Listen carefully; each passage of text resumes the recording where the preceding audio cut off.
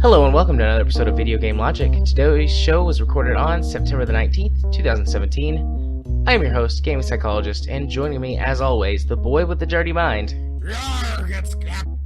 Okay. Well, it's Talk Like a Pirate Day. I didn't know that. Fair enough. On today's show, we will, of course, be discussing the games that we played this week. We're going to be talking about the Firewatch Devs versus PewDiePie scandal. There's been some more changes to Steam reviews. Development of Battleborn officially ends. PlayerUnknown's Battlegrounds now holds the record for the most concurrent players on Steam. Cliff Bleszinski talks about LawBreakers. Do game journalists have to be good at video games? Yes. We'll talk about our weekly community corner and our Steam weekly discovery queue. Timestamps will be in the show notes following the respective topics. I didn't drown or get blown away, guys. Yeah, I haven't had to just kidnap Kyle yet. Yeah, it wasn't that bad. We lost power a couple of times intermittently, but it was mostly just rain. The storm just dumped all of its fury on Florida and southern Georgia, and by the time it got to here, it was more just like a constant dribble. I mean, that's not exactly the correct analogy. We did get like 5 inches of rain dumped on us, drizzle? But yeah, it was just a drizzle. 5 inches worth of drizzle. But, I mean, it wasn't, like, massive, like, all at once. It was over the course of several days, so there wasn't any flash flooding. Yeah, there was some some flooding looking at hijacking that giant boat in Kentucky that they spent millions of dollars on and nobody goes to. Yeah, yeah. There was some flooding in the lower regions, or, like, people that were close to, like, the riverbanks, because we live really close to the Tennessee River. But, in general, it wasn't that bad. Just power losses intermittently. I assume those were because of accidents. Like, people here don't know how to drive in any kind of inclement weather, for the most part. Isn't that kind of the case everywhere? Yeah. Well, some places are better than others. Like, whenever it snows, I just don't leave the house, because I don't want to die.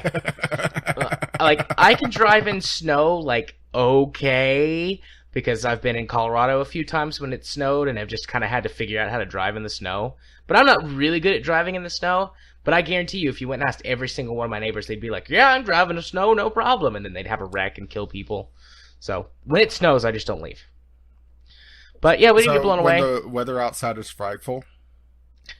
That fire is so delightful. Wouldn't it be the fire stick? Yeah. Yeah. I had to go apply the principle of turn it off and back on again to fix the fire stick in our bedroom so that Katie could watch Netflix or whatever. Well, there is a reason why that joke is so funny in the IT crowd. Yeah. So yeah, didn't get blown away by the hurricane. Had a good week last week for the most part. And now I'm back and we're doing our show, and it's nice to be back. Yes it is, because it's far too boring whenever there's nothing to do on Tuesdays. Just play more video games. What, you really want me to play more video games? I mean, you had a lot of video games that you played this week, but see, that's good, because I only played a couple of video games a lot. A whole lot. So... Oh, you're saying that I haven't played a particular video game a lot. That's cute. I mean, I know you have played a particular video game a lot, but... And it's not on this list because it's for next week. It's for Game Club. But yeah, we'll use that as our segue. Rach, tell our dear listeners about the games you played this week. Okay, well, let's start off with my refund. Yes, I refunded another game. Big Pharma was on sale, I guess, 2 weeks ago now. And it was in the sub $5 range, so I thought, what the hell, I'll try it out. And it's one of those times where, okay, you have one concept and you have another concept, and you put them together, and they're worse than the sum of their parts. That's how Big Pharma feels. It feels like they put together a rather substandard tycoon game and a Factorio light. And I think my biggest beef with it, and it's going to sound nitpicky as hell, but stick with me on this, is the fact that you can't rotate the world. You're stuck in this single isometric view. And there were so many times that I screwed up my production line because I thought everything went around properly. but because of how all the machines were blocking the conveyor belt view, I didn't have things connected properly. It just irritated the hell out of me. And on top of that, all of the gameplay really boils down to one very simple concept. Well, at least the Factorio side of things is that you get X ingredient, whatever, it is, because, they all behave pretty much the same. The only difference really is what they cure. You get an ingredient, and you either have to raise its potency or lower its potency. And then you run it through a particular machine to change it into a different ingredient. And that's the gameplay. It feels very simplistic. Sounds boring. Well, if you treat it the right way, it probably isn't. But I was wanting something a little bit closer to Factorio. And the Tycoon side of things was also very, very basic. I mean, granted, I didn't get the DLC. I mean, I was just getting the base game when it was on sale to try it out. Because I do like the idea of Factorio, but I think my problem with it is that it's one of those times that I can't see the forest for the trees. And Factorio, once you end up, if you don't build properly, it's one of those games that, several hours down the line, you run into an issue and you have to go back and tear everything up and redo it all. Right. And I just didn't particularly enjoy that. At least last time I played. It's probably one of those games whenever I get in the mood for it, I'll just, go absolutely batshit insane for it. Yeah. Factorio's definitely got a learning curve that only gets steeper as they continue to add more and more mechanics to that game. Which is fine if you're someone like me who's played for like 250 hours and you know what you're doing, but coming into it can be daunting. And Factorio doesn't teach you very many things very well. I mean, that's Their not tutorial to say system that sucks. I mean, that's not to say that I don't mind games that have a steep learning curve, because, I've gotten past the learning curve on Dwarf Fortress actually several times, because that's one of those games that you have to relearn once you go in after playing, not playing for ages. Right. But Factorio, it's just, there's something that just doesn't click for me, and I was wanting something that I really shouldn't say simpler, but gives me a more well-defined goal outside of, build a rocket in about 60 hours. After, turning this into a factory world, essentially. Yeah. And also, probably another problem with Factorio for me is just the sheer numbers. I'm not even talking about the principle of scale, but also, the fact that you need, 20 billion steel plates for one thing in the next tier. Okay, I'm exaggerating a little bit, but, you need some very, very high numbers of things. That might not be too far off, because it's like you need steel plate, or it's like iron plates is the thing that you need the most of for that. Because it's like you need, X number of iron plates to make this thing, which is used to make this thing, but it also requires some more iron plates and so on and so forth. I mean, you can easily hit 50,000 iron plates an hour in production. No problemo. Here I thought I was exaggerating. Nope. There's achievements for getting numbers that high for lots of base level products, actually. I mean, one of my favorite puzzle games is actually Space Chem, which is sort of a similar idea. And you're quickly searching Space Chem, aren't you? I've seen Space Chem before, but I am going to look because I need a little. It's a very similar concept of putting things together, and granted, it doesn't have conveyor belts per se, but it's a very similar concept. And I thought Big Pharma would be a lot better than what it is. Right. And you're still looking up Space Chem. Space Chem's one of those games that it doesn't look like a lot. Yeah, no, I'm looking at it. I've seen this game before. It's been on and off my wish list a couple of times, as I've changed my mind or am in the mood for something like this. Well, Space Chem has probably one of the worst demos that it could possibly have, because its demo system is the first couple planets, because you are the manager of this factory that or this in this corporation. You get shipped from factory to factory, and the demo is just all the tutorial levels, and that's about it. it doesn't start to really get any difficulty spikes until after the demo ends, which is a real shame. Gotcha. But let's move on, unless you really have anything else to say about Big Pharma. Nope. So I have 2 mobile games in my list as well, and this is the first one, Titan Attacks, which I actually have this on Steam as well, but I found that it's I'm not even sure if call this a free game. It's a game that you can buy into on mobile, but it's has a nag screen that, you know, toss us a couple of dollars and we'll stop nagging you, but that's about it. That and a banner ad every so often, but no, full thing ad. But Titan Attacks is essentially a modern take on Space Invaders with a level progression and a upgrade system. It's actually a really neat little retro shooter. And if you like Space Invaders back in the day, it's an interesting take on things. Yeah, like I went and I looked at this immediately, and I was like, "This is Space Invaders with, like vehicle or not vehicle, but sort of level ups." Yeah, it has level ups. It has a system where the more levels that you go without getting hit, it starts to give you a point multiplier, which is essential for hitting high scores. It's an interesting take on things, just with the power-up system in general, and also there's the tougher enemies may take more than one hit, so that's where the level system also starts to play into things. So it has a little bit of figuring out what's the best build for how you play, and actually plays really well on mobile. It has a 1 thumb and a 2 thumb mode. I actually prefer the dual thumb mode, where your left thumb is controls your left and right on the screen, and the right thumb is the fire button and using smart bombs, which is a screen clear, which also costs money. Well, I should say in-game money, not real money, because that's the thing, is that going through the levels, you build up your monetary fund, and then you use that to upgrade your vehicle and get extra lives, but shields. But same basic idea. But it's a nice little mobile game to play for a few minutes.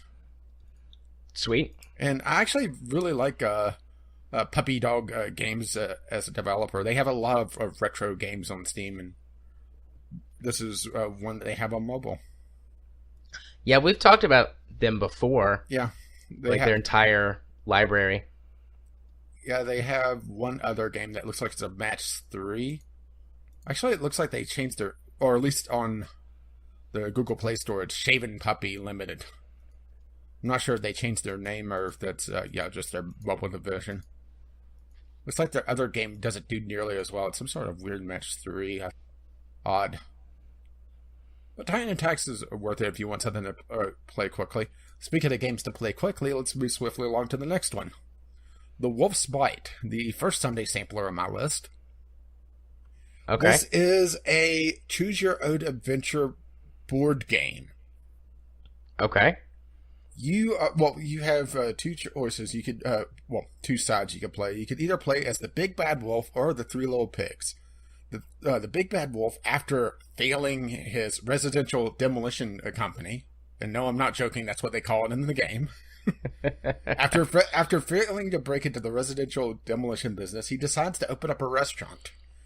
And the 3 Little Pigs, being upset at having 2/3 of their retail assets being destroyed, decides to be massive dicks and try to ruin the Big Bad Wolf's chances at running a successful restaurant. And it's a very, very short game. It only takes 10 to 15 minutes to go through. This is a game that I think would do a lot better on mobile, to be perfectly honest. Not to say that I disliked the game. I actually really liked it for the most part. If you could, appreciate it for what it is and not expect a lot more out of it, because they call it a competitive choose-your-own-adventure game, and that kind of makes you think that it's a lot longer than what it is and has a lot more story depth, and it really doesn't.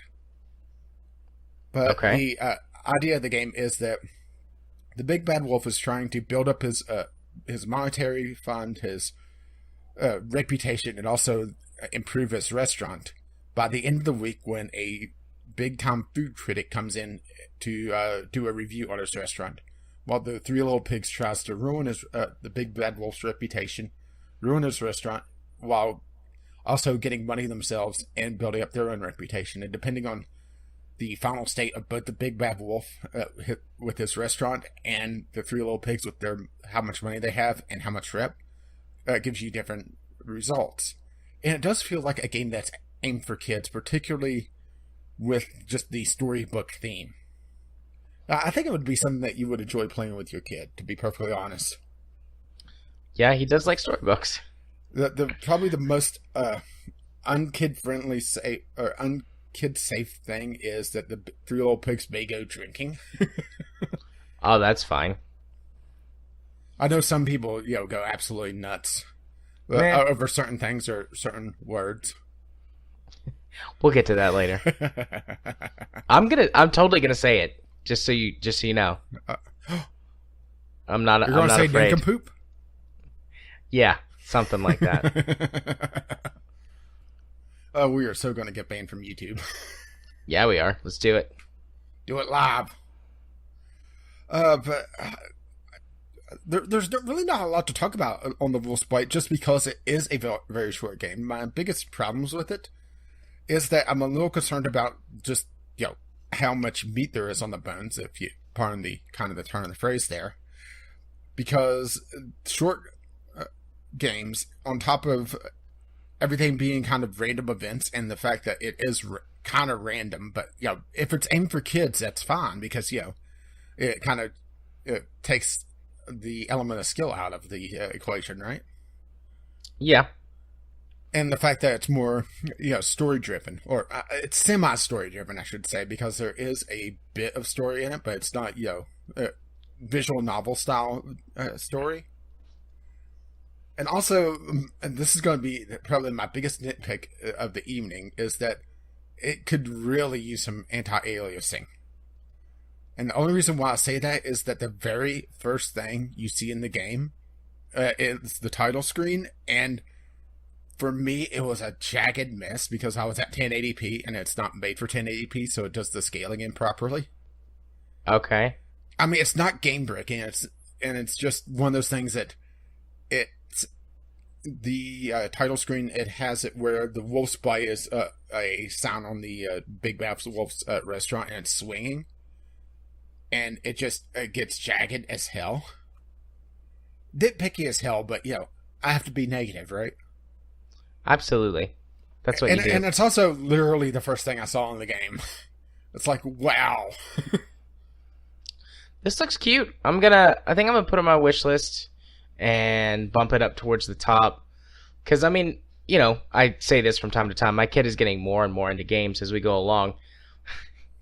And sometimes he says, Daddy, I want to play video games. Because for some reason he doesn't like to use V's. So it would be nice. Well, we need to get him to watch V for Vendetta. He's probably a little too young for that. I'm just throwing that out there. But you say so. This would be a cute one. He'd probably be interested in, and we could also use it for story time because it's a choose your own adventure style game. So yeah, and the thing is, you could also play against him because it has 2-player comparative local. That would, yeah. Okay. I'd probably I'd do it do my worst on purpose. Well, that's the thing is that it would be easier for him. It's pretty much random. Oh, okay. As far as I can tell, each location there's I want to say if not 10, close to 10 locations on the game map.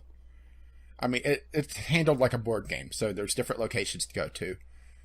Each place has a common thing and one for each side. So, the Witch's Hut is the one that kind of stood out for me. The Big Bad Wolf could go to the Witch's Hut to get magical ingredients or to drop something on the floor.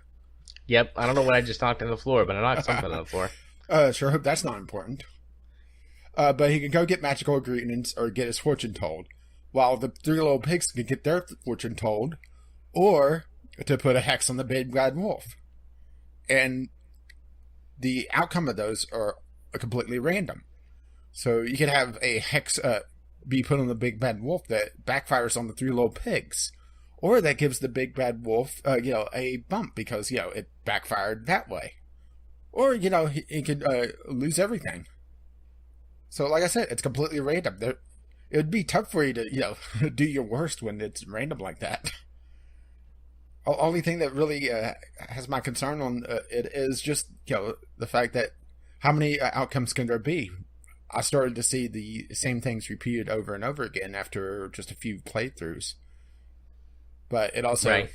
It's if it's for kids, they the repetition wouldn't be noticed all that much, especially if you don't play it for a long time.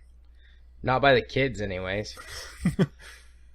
Cube and I were literally just having this conversation about how kids are the worst because they'll watch the same show 100 times, and you're just sitting there like you feel your brain starting to slide out of your ears. Well, I don't have to deal with them. Well, outside of the neighbor kids. But I'll just put out a little rat poison. That keeps them away. Yep, that'll do it. Kind of like from Divinity last night. Won't spoil that because that was great, but yeah, kind of like that. All right, is that it? Yeah, a little story time with Rage coming up in Divinity. So let's see. Miracle Merchant, the next one on the list. This is my other mobile game, and this is a solitaire. It's a solitaire game, to be perfectly honest. You run a magical potion shop. I actually heard about this on Co-optional, and this is linked to another game that I played not too long ago, Card Thief. This is the same developer. I also heard about this on Co-optional. I was like, it sounds familiar, and I went and looked at it, and I was like, oh yeah, that game that TB liked. Yeah, that I played as well. But let's see. You run a potion shop, and you have 4 decks of cards of different colored ingredients. And the idea is that you have to create a 4-card potion for various customers. But the downside of this is that there's, for one, bad ingredients mixed into each of the decks. And also, you only have enough cards to cover all your customers. So you have to try to figure out a mixture of getting high point potions because certain combinations of cards give a lot higher point values, but also at the same time be able to have enough of all your ingredients to make it to the end of the day. And it's actually very challenging to get a good score. That sounds interesting. Yeah, it's one of those games that it's kind of hard to describe, but it's a very fun, once again, very short game. I still haven't hit a mobile game that really keeps my interest for a terrible amount of time, but I have gotten a lot of small diversion games. And maybe that's what mobile is for me. Yeah, the mobile games that tend to stick with me the longest are the ones that are least gamey. Like the idle type games, I find one that's a theme that I like, and that one will stick with me for a while. Because it's just like you check in it every once in a while. Yeah, checking it on every once in a while. It takes at most 5 minutes of your time, and then you put it away and you don't check back in on it and for hours or a day or maybe 2. Yeah, Deep Town I ended up eventually uninstalling because I hit a wall or a boss that it would take me nearly a week to get past. Damn. Yeah, because I didn't have a particular production in I didn't have enough production, so all my production was too slow. So I was going to have to build up there. So, yeah, it's like, I sat down and it's like, okay, this seems like it's going to take a while. And I actually sat down and did the math. This is going to take me at best 5 days. And that's optimistic, probably 6 or 7. Yeah, uninstall. Yeah, that's a while. That's a little too long, even for me, I think. Yeah, even if it's a thing that you really like. Yeah. But this does have, once again, a buy-in version that gives you more challenges to strive for, but that's really about it. Miracle March, I should say. And it's once again one of those just little short, pick up and play games that isn't overly complicated as well. Maybe I should get an emulator on my phone and get that going. Yeah, I've thought about doing that a few times with different games or different emulators and different games I want to play, but I've never found one that I liked enough to stick with it. Okay, so moving along, I'm actually going a lot faster than I intended to on this, but a lot of my games are very short things. And That's right. This is going to be a short one as well. Cook Serve Delicious 2. Oh, sorry, Cook Serve Delicious 2! This game has probably the most fucking annoying title theme that I've encountered in a long, long time. But I didn't play much of this because shit's broken, yo. It does not like an AMD graphics card at all. Did you see my screenshots of this? I did not, I don't think. Yeah. Okay, I may have to link this in the show notes as well. I'm going to go in and grab my screenshots of this because you need to see this. Okay. I know. The visual medium, huh? Yep. Let's see. Okay, there we go. And we drop this into the Skype call as soon as I can find it. Oh, there it is. It's over there. There you go. Enjoy. Like I said, shit's broken, yo. Oh. Yeah. Oh. Yeah. That's quite bad. Yeah. Well, to give you an idea, there's gibberish all over the screen, and it looks like... Does that say data not found? Yeah. I was doing this the day of launch. Is that screenshot? Launch day. That's the release version of the game. That's not a pre-release version. The pre-release was actually the PAX demo. But it turns out that if you have the details set up too high, which this is a game maker game, why wouldn't I set it to maximum? Because it's a fucking game maker game. Then it turns into gibberish. Matter of fact, when that started happening, I thought my video card was dying because that's the same sort of artifacting you see on a dying video card.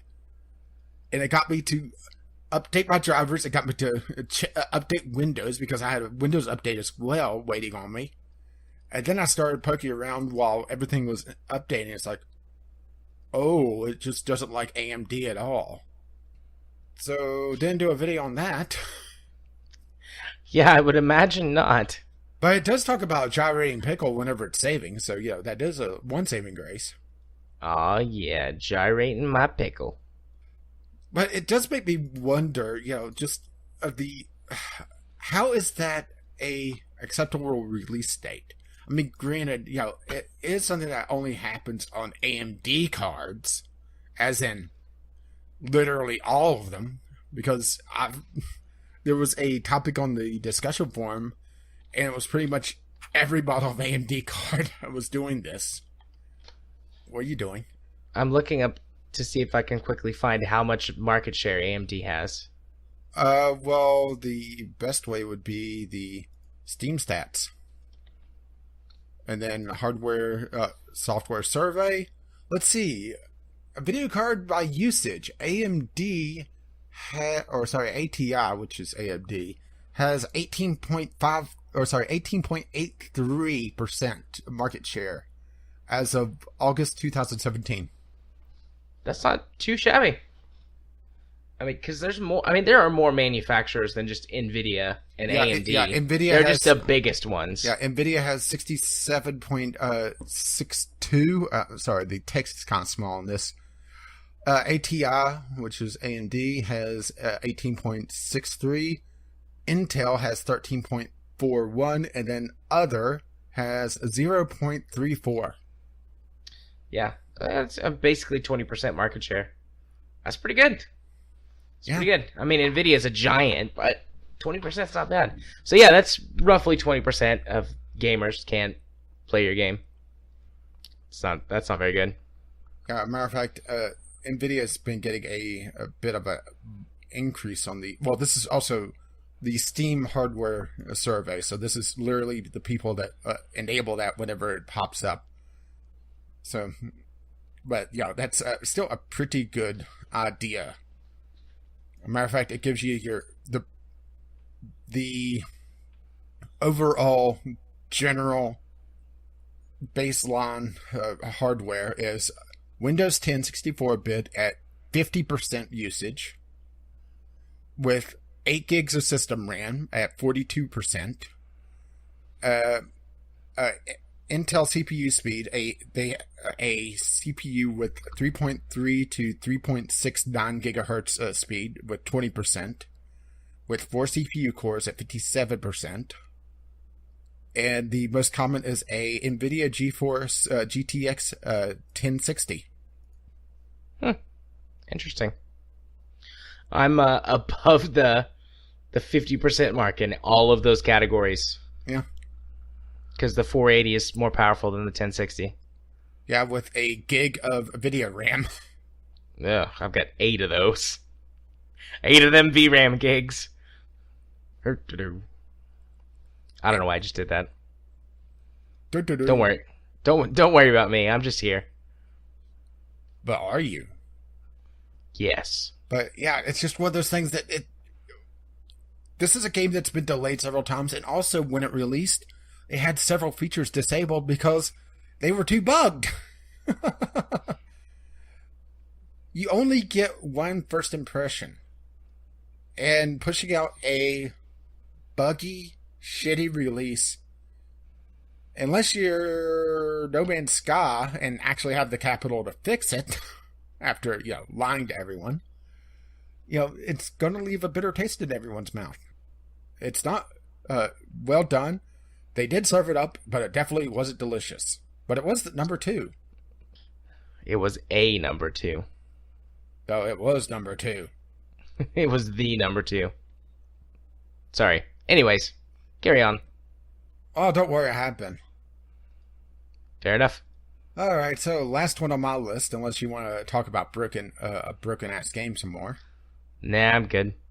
Is BAJA Edge of Control HD. This is a HD release, or re-release, I guess I should say, of BAJA Edge of Control from the PlayStation 3, Xbox 360 era, which, actually saying that era, that kind of encompasses a large portion of gaming, doesn't it? It's like a decade. Well, this is a decade-old game. Technically longer because, just because they stopped making them, they were still supported. I think the Xbox 360 just stopped being supported in terms of like updates and things. Yeah, but this game is from 9 years ago, and it does remind you just how far racing has come as a video game genre in those 9 years. That's not to say this is a bad game. I actually really liked it, but I have to be overly negative about video games. And there's a lot of nitpicks and a lot of annoying things that kind of annoyed me. And probably the biggest one is the difficulty. Now, this isn't, am I good enough to play this and actually give a objective review? Because the obvious answer is no. You're supposed to laugh at that. I'm just shaking my head, yes. But on the career mode, which is really where everything is unlocked in this game and you want to spend most of your time, you have easy and hard mode, which, alright, fine, a binary system. But easy and hard also has 2 completely separate physics systems on top of changing the AI. So it makes easy and hard be hugely different. And, okay. And the thing is, if you go into quick play and just go to a random map, you have a gradient on your difficulty, and you could choose which physics system you're using. Why did they do this? For shits and giggles? And I guess I should talk about the physics system. The realistic or simulation, as they call it, which honestly nowadays it would be arcade sim. Even at the best, because there's a lot of little things like, instantly be able to repair your vehicle by calling in a support chopper on the BAJA mode, which is long over a 20-minute-ish race. Matter of fact, some of the race modes takes hours in this game. And I'm not joking. The big race, the BAJA 1000, which goes across all 9 of the maps in this game, takes 3 hours to complete. That's not bad. I remember Forza 2 and its endurance races. It had a race that was... It wasn't quite 24 hours, but it was close. The Le Mans. It was... Yeah. No, it was like... I mean, it wasn't the Le Mans. Le Mans. Uh-huh. It was like inspired by, or like... Because they didn't have the actual Le Mans racetrack in... Grid actually had an abrupted Le Mans race, if I recall correctly. Yeah, I think it was like 24 minutes or something like that, and it cycled through a full day-night cycle. But yeah, it was something like a 20-hour endurance race. Yeah, which you don't see too many real endurance races.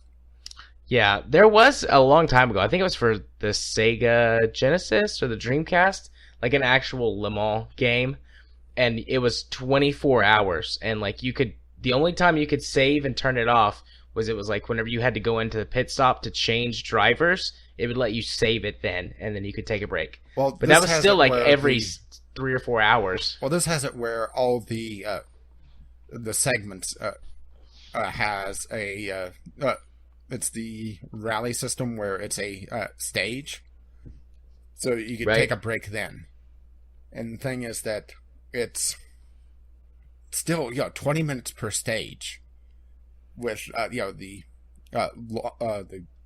big BAJA 1000 going across all 9 of the maps, and these maps are pretty big, and all the races take place in this open world map. So whenever you're even on some of the small circuit races, you could see the other race courses off in the distance, or the roads that you take during the longer rally races. And it's a kind of just a neat little thing that makes you feel like it's more part of the world, because it is.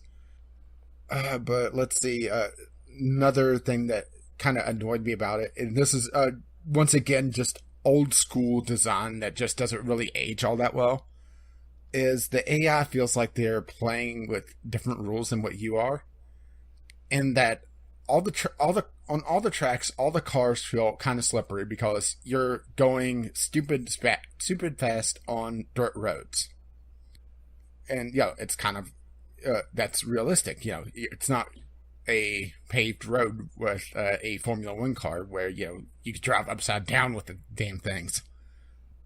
But the problem is that all the AI cars, they do this old school, the AI has the right of way, and they are glued to the track. The only time I was able to get any movement on the AI cars was if I bumped them while they were in the air. And even then, they felt like they were forged in the heart of a neutron star. Okay. It's just very old school design that hasn't aged well, but it's a re-release of a game, and it's one that hasn't been on PC before.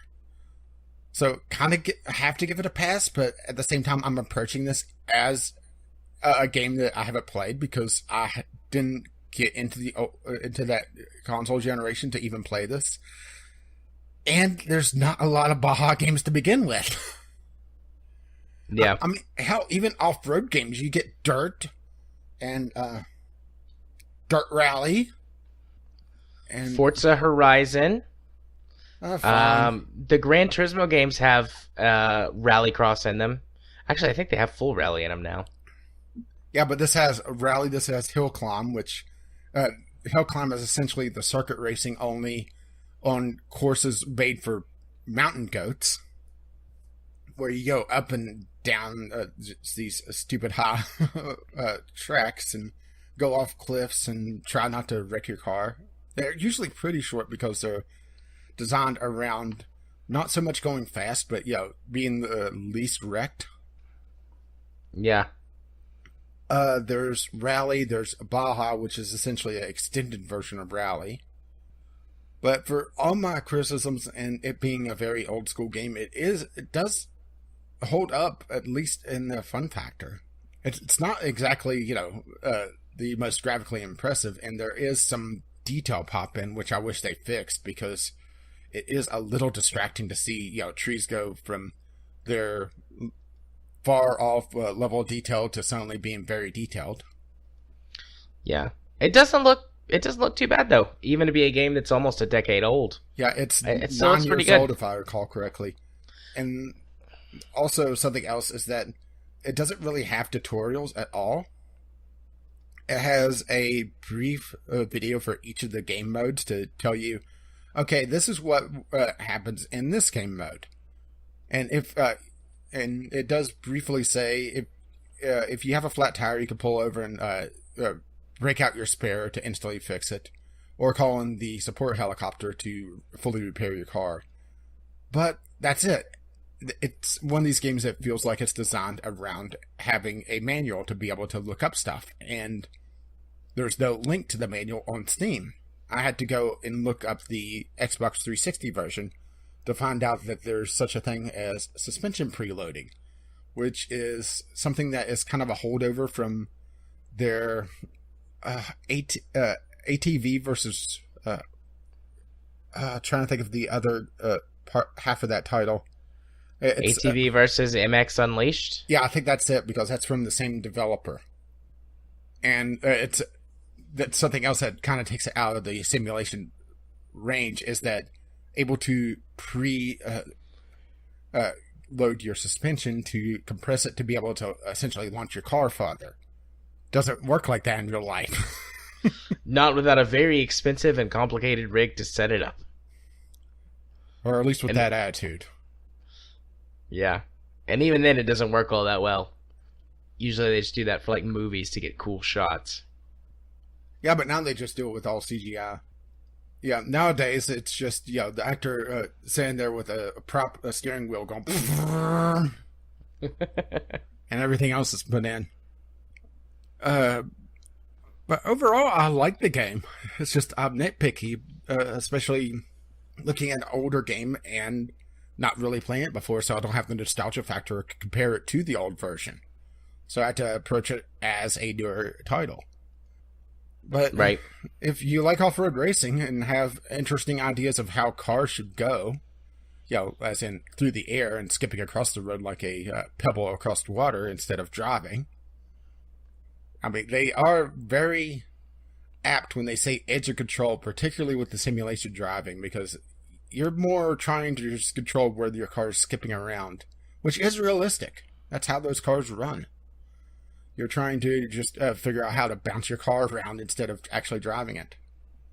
But the simple physics are a lot closer to what you may expect for an arcade racer. Right. Okay.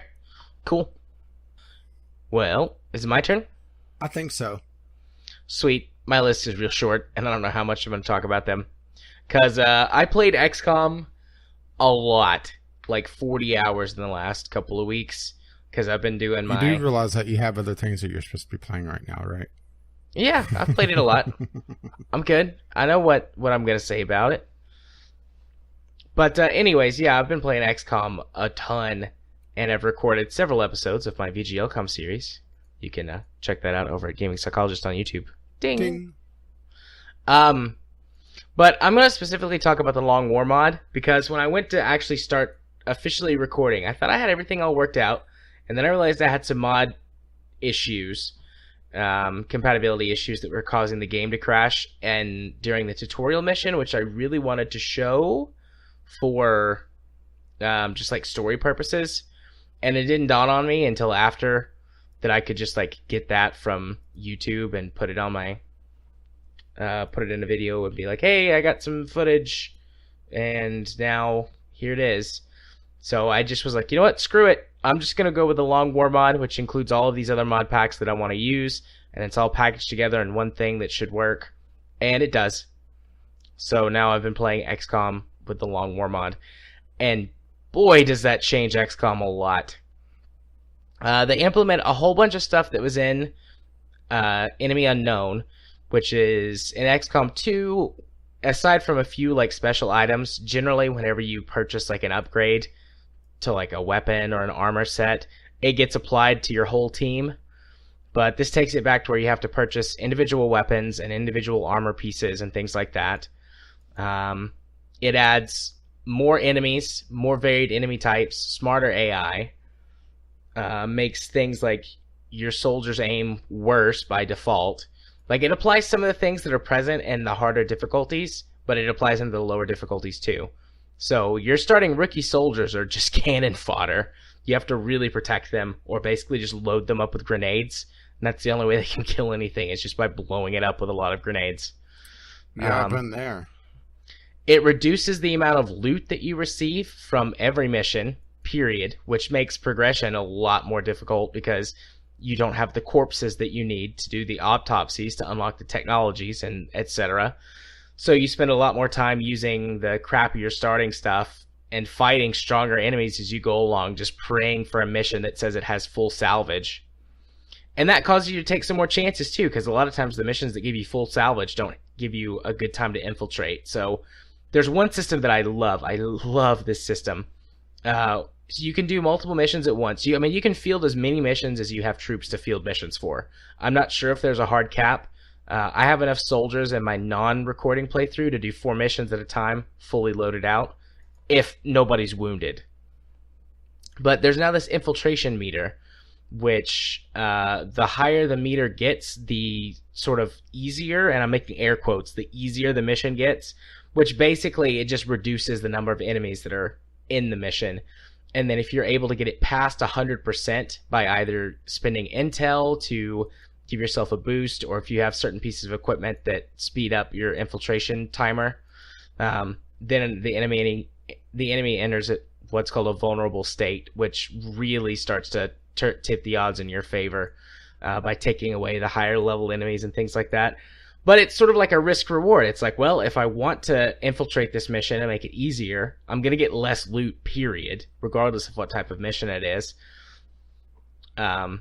Plus, I'm going to get less experience for my soldiers and things like that. And it takes a lot longer to level up in the Long War than it does in the base game. You can still get from rookie to squatty so that you can pick your specific class, usually within a mission. But after that, either your soldiers got to be really good, or you've got to use one of the leadership bonuses, which is now in the mod. You can now train soldiers to be leaders, so it makes them officers, and then they can confer bonuses to your soldiers in battle, which is nice.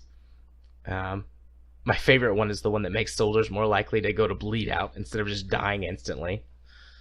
So that's pretty cool to see a guy they do have time to bleed? They do have time to bleed. It's pretty cool to see a guy get like blown up by a rocket and be like, oh, he's gone to bleed out because he was within range of your commander. And it's like, whew, that's good. Now I have a chance to save him. What other things does it add? It adds a lot of stuff. It adds new weapon types and more research into the game. It also adds ablative armor, which is pretty nice. Ablative armor basically behaves like extra HP, but your soldiers don't get wounded until the ablative armor is gone. And the ablative armor also has a chance to roll like some sort of like defense boost. I'm not 100% sure like what they call it, because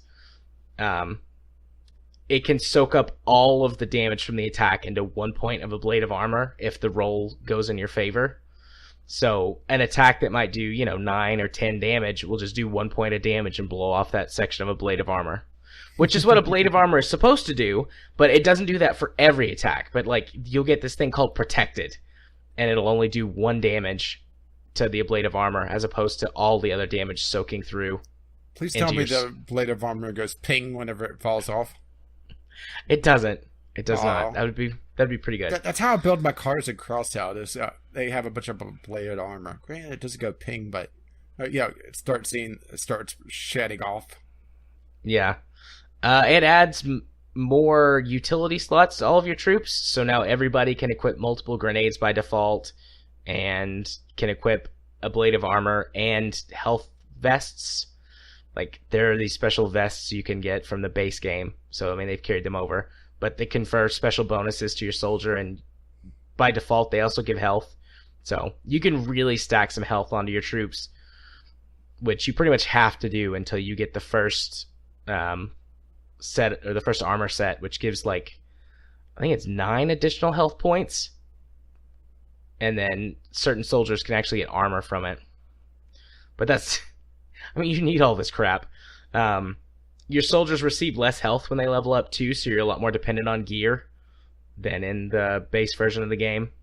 And then it adds several new classes. There's 5 classes in the base game, and there's 9 in the Long War mod. And if you have War of the Chosen, there's, I think, 2 additional classes, but I don't have War of the Chosen. Yet. Yeah, not yet. Not yet. I'm going to wait until I do this whole playthrough before I buy War of the Chosen. Oh, so then it'll be on sale. Yeah, by then it'll be on sale.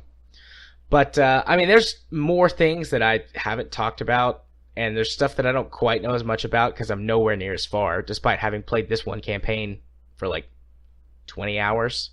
I'm nowhere near where I was on my first campaign that was not the Long War. But, I mean, it is the name of the mod, the Long War mod, so...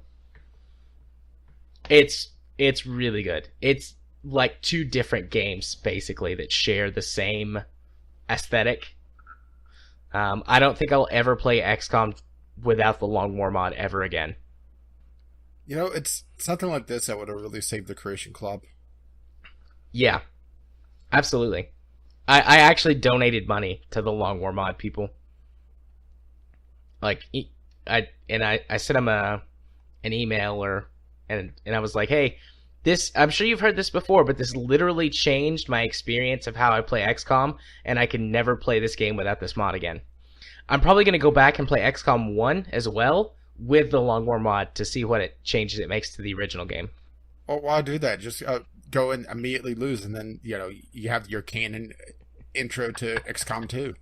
I probably will. There's been a lot of people that have died in my non-recording game, and I'm not quite adhering to the rules as... I mean, I'm not strictly adhering to the rules that I've set myself for streaming, but I do try and be like, you know, if I can still pull off the mission and someone's going to die, then I usually do that and don't restart or reload. But there's been several deaths in my non-Long War game, or my non-recording Long War game. You really have to take it a lot slower, because if you rush and trigger multiple sets of enemies, especially if you don't have 100% infiltration or higher, and even sometimes at that, it's like, well, I'm fucked. I am now facing down 18 guys, and it's just me, you know, my 6 or 7 dudes that I brought along. You versus 18 guys, also known as Saturday night. This week it was Friday night. Wink. What, you gonna start drinking again? Yeah. Oh boy. After this experience where all of my guys died. No, it's good. I mean, I'm, like I said, I'm literally never playing this game without the Long War mod again. So, yeah, I tossed him a few bucks. XCOM at some point. Yeah, I wish there's mods that give XCOM 2 at least cooperative single player mode, but I have no idea how, or a cooperative campaign mode, but I have no idea how well that would work. Lots of people say that there's issues with the game trying to dole out like who gets what moves and things like that. So, oh, don't worry, we have our strategy game coming up. We do. Looking forward to that. I mean, I love Divinity and all, but we've been doing it for 6 months? Longer? Yeah, I think I know how I want to end things, assuming that this is a game that allows you to continue after the end. If not, then we'll just save and, you know, go back to previous save. But I kind of want to go back and murder everyone in the village, the first village. Oh, yeah, we have to do that. We'll beat the game and then do like a bonus episode where we go back and kill everyone in all of the previous towns. Yeah, just the mass murder episode. It's like, fuck you guys, I hate all of you. Cheese? A day without cheese is... And Medora just beats him over the head with her sword. All of those guys are like level 5. They'll all die in one hit. It'll be great. Murder. All aboard the murder train. I'll get my murder van and drive it down to Murder Town. Anyways, yeah, that's the XCOM 2 Long War mod. I said this last time, I wasn't going to talk about XCOM anymore, but it really is like a completely different game. It's night and day, and I love it. Well, also, you played nothing else. Well, that's not entirely true, because you have... Yeah, I have a Homeworld Remastered, and specifically Homeworld 2 Remastered. Last time I talked about Homeworld in like a campaign sense, I was playing through Homeworld 1 in the Remastered edition, which includes 1 and 2. And I think last time I talked about it was just talking about multiplayer. But I started playing the Homeworld 2 Remastered campaign. Homeworld 2 was the very first PC space like strategy game that I ever played. And that was good. Homeworld 2 is so good. They basically based the whole Remastered edition around Homeworld 2. And then just upped the graphics and up-res the textures and everything. And it's still wonderful and also incredibly frustrating because Homeworld 2 has this adaptive AI. I don't know if it was the first game to do it, but I feel like it was one of the first games that implemented this. And it would track your progress, and it would dynamically alter the difficulty of the missions based on what you started the mission with and how well you were doing. So if you showed up to a mission and you had, a whole bunch of ships, then it would send more difficult enemies against you or more enemies. Whereas if you showed up and you had nothing, then it would make the missions easier. And you could kind of cheese the AI, and you could sell everything before the start of the mission, and then it would make all the missions really easy. But that really cheated the difficulty of the game. So that's nice and also frustrating because it's like mission 3, and I'm like, well, I remember like how I used to have to beat this mission, and it puts like great risk on your mothership and you could lose. But I think mission 3 is where they introduce the enemy frigates that can capture your ships. And they call them frigates because after you lose, you just say frigate. That was actually a pretty good pun. I like that. Which makes it terrible. But anyways, the easiest way to combat that is to take your mothership and move it next to the target you're supposed to protect, because it has just enough firepower that it can destroy them before they take over I think it's like a space station or something, but like before they take that over. But then it puts your mothership in directly in harm's way. So that's fun. There's probably a better way to do it, but it's just like I started that mission, I was like, oh yeah, I remember how I used to do this. I'll just do this. And it worked, but my mothership got a few scratches on it. It's fine, it'll buff out. It makes it look lived in. The Homeworld Remastered series, though, is great. It's gorgeous. The games still play well. I've played some multiplayer, or like, I guess, player versus AI multiplayer stuff. Yeah, I as really well. need to get over the hump on some sort of space strategy game. I played a little bit of Masters of Orion way back in the day, but I haven't played anything contemporary, so it's all requiring a skill set that I haven't really developed. Right. Yeah, the Homeworld multiplayer has been on the stream list a couple of times in the last 6 months. I'll probably put it up there every once in a while again. There's, I think, 4 or 5 of us that have it. Last time, Cube and Ghost Shark showed up. And, I mean, we had fun. We just did player versus AI stuff after, like, one mission where we did PvP, and it was very clear that I was way better than both of them. So then we just teamed up. And we had a lot of fun. We had one game that went for a long time, and we got our asses kicked. Because I screwed up, and I hit just random. And I got the only race that I didn't really like. And they were like, no, we can restart. And I was like, nah, it's fine. We'll be fine. And then we got royally fucked. So I blame me. I blame myself for that one. All right, Egon. But yeah, I mean, those are all the games that I played this week. I got 5 games on Keymailer. I got another one since we talked. Or no, so that would be 4. I got 4 games on Keymailer in the last 48 hours. So I'll have more games to talk about next week. And, I mean, I've got all of my recording issue worked out. That's another one of the reasons I spent so much time on XCOM, because not only did I have mod compatibility issues, but once I uploaded it to YouTube and was looking at the videos, YouTube compression just destroys those videos. Yep. So I had to go back. I mean, it was too late for the first episode because I didn't catch it until Chemist told me. He was like, dude, this has got a lot of artifacting in it. And I didn't want to just re-release it. That's why my videos are typically a lot higher bitrate than what YouTube suggests. Yeah. Because if I throw enough bits or enough, just visual data, then it typically is okay-ish. There's been a couple times that there's been a little bit of artifacting, but not nearly as bad as some other videos I've seen. Yeah, that's what I'm doing with XCOM. Normally, I render videos at 8 megabits for upload, but I'm doing XCOM at 16. Yeah, what I typically do... I'm trying to think of my exact numbers without bringing up everything, because it's one of those things that once you set it up, and you don't really have to mess with it too much unless there's an issue. But typically, if I'm leaving my computer on overnight to do rendering anyway, I'll just pass everything through Handbrake. But lately, I haven't been doing even that because, I've just been uploading immediately. Yeah.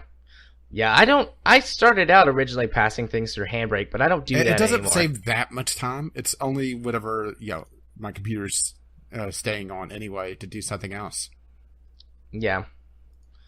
But I mean, I just upload the videos like they are, and then, between people's connection speeds and YouTube compression or whatever. Yeah. I mean, they're not getting the full size of it anyways, and I don't have data caps right now, so fuck it. Now. I'll just throw gigabytes, hundreds and hundreds of gigabytes worth of video footage up on YouTube. It takes a while to upload. Yeah, my upload connection speed is slower, but I've just been doing that overnight, or putting the videos on like my render machine's hard drive. That way I don't have to have my main PC on, and I'll just upload them off of that because that computer doesn't do much. Yeah, and also, the thing is, since I run everything through Sony Vegas, it's an adaptive bitrate anyway. Like, I'm looking at the BAJA. I brought up my rendered video folder. It's at 9.6, 9.7 kilobytes per second. Oh, sorry, 9,000. But right. Let's see, RimWorld Bitter End has 13,000, but also has a lot of movement. You would be surprised just how much that takes up for, just raw data, because moving the camera in RimWorld, there's only the UI that doesn't change. Yeah, for the most part, so it can't do the kind of the cheesy thing where it just moves a bit of the video. Yeah. Have you seen the Tom I know I've linked you the Tom Francis, why confetti and snow, it looks pixelated on YouTube. Yeah, I've seen that. And see, that's the problem with XCOM, is that there's a lot of dust and weather effects that you actually can't turn off. So you can turn off some of the post-processing effects, which helps a little bit, but I mean, you can't turn off rain and fog and like wind effects on foliage and stuff that... Sorry, I was going to say, I'm not sure how Total Biscuit does it, but I know that he upscales some of his recorded footage, particularly games that have a lot of dust effects and a lot of snow and stuff, to 1400.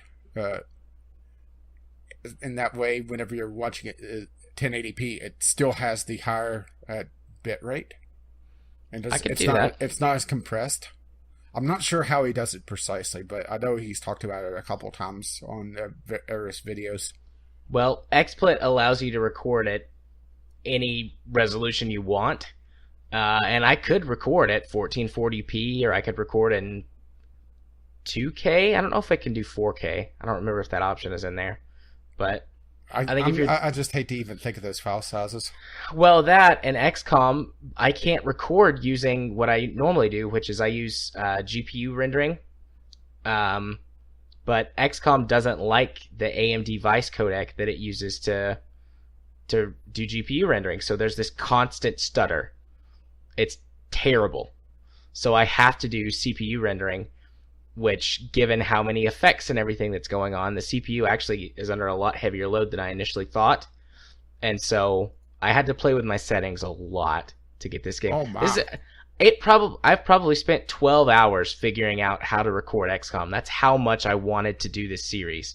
I actually did 12 hours of real work and testing and game crashes and recording and exporting and all kinds of stuff.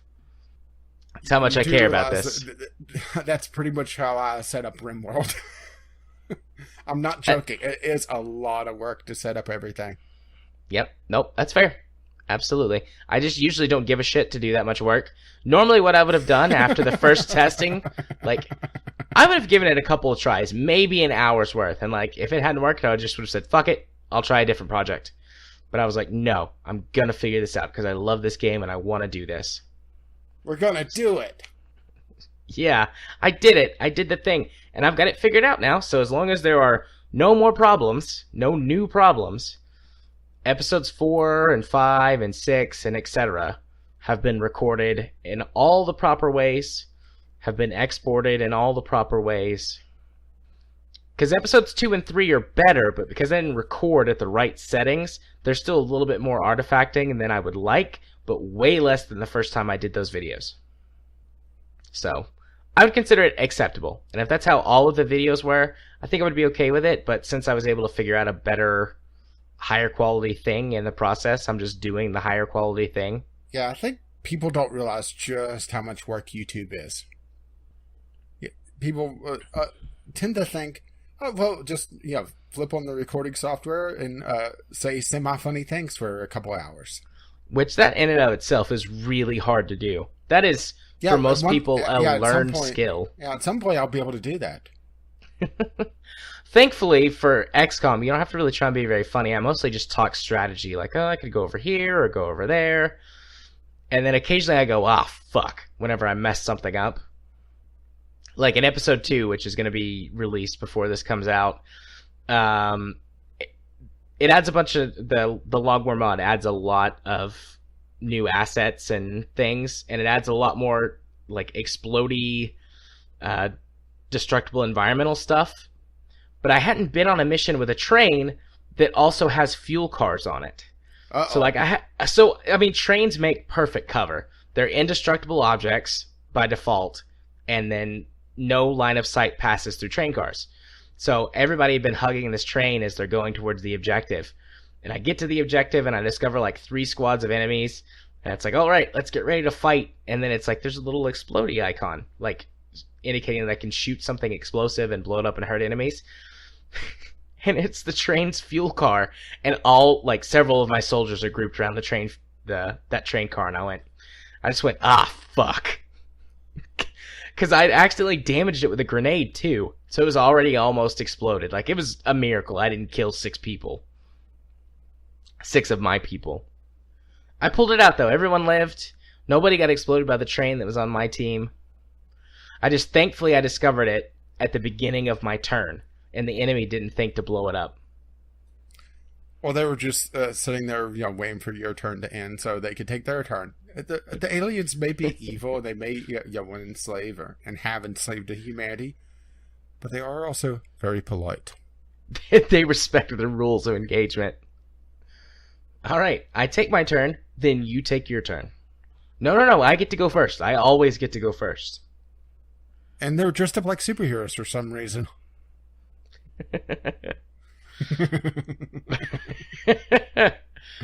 They were wearing all these weird helmets. It was strange. So yeah. Yep.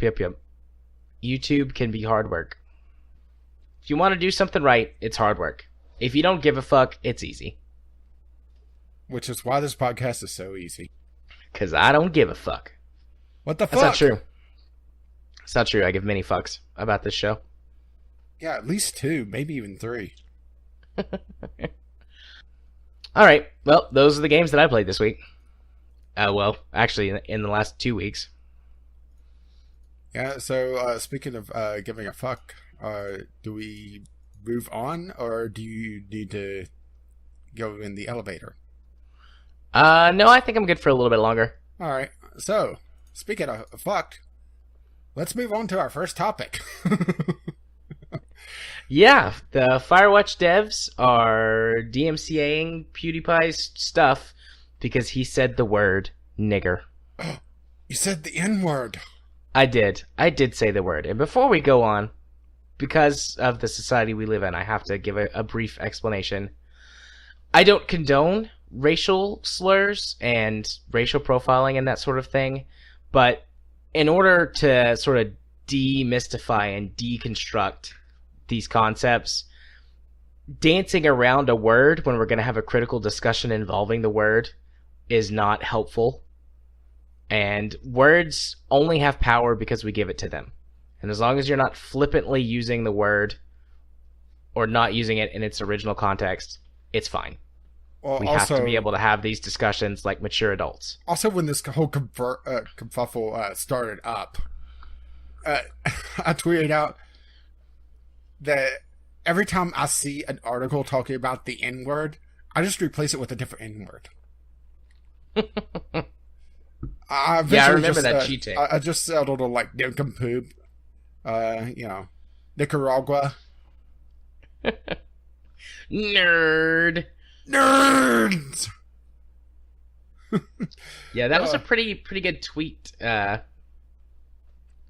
tweet stream we had. Me and you and Mels and Kyle. I can't remember if anybody else joined in. It's just so strange to have, well, really this entire clusterfuck. Because, honestly, I'm probably going to pull a Trump here, but both sides are not the same, but they're both idiots. Yeah. So, first of all, PewDiePie...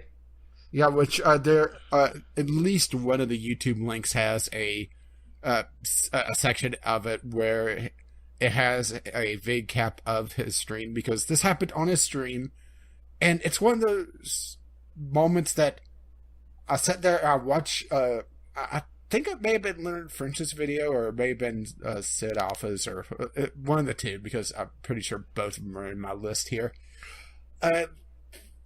They showed the vid, and I'm waiting for this huge racist tirade, and I almost skip right over him saying it, and it's like, wait, that was it? Really? Yeah, and he's like, oh shit, sorry, I shouldn't have said that.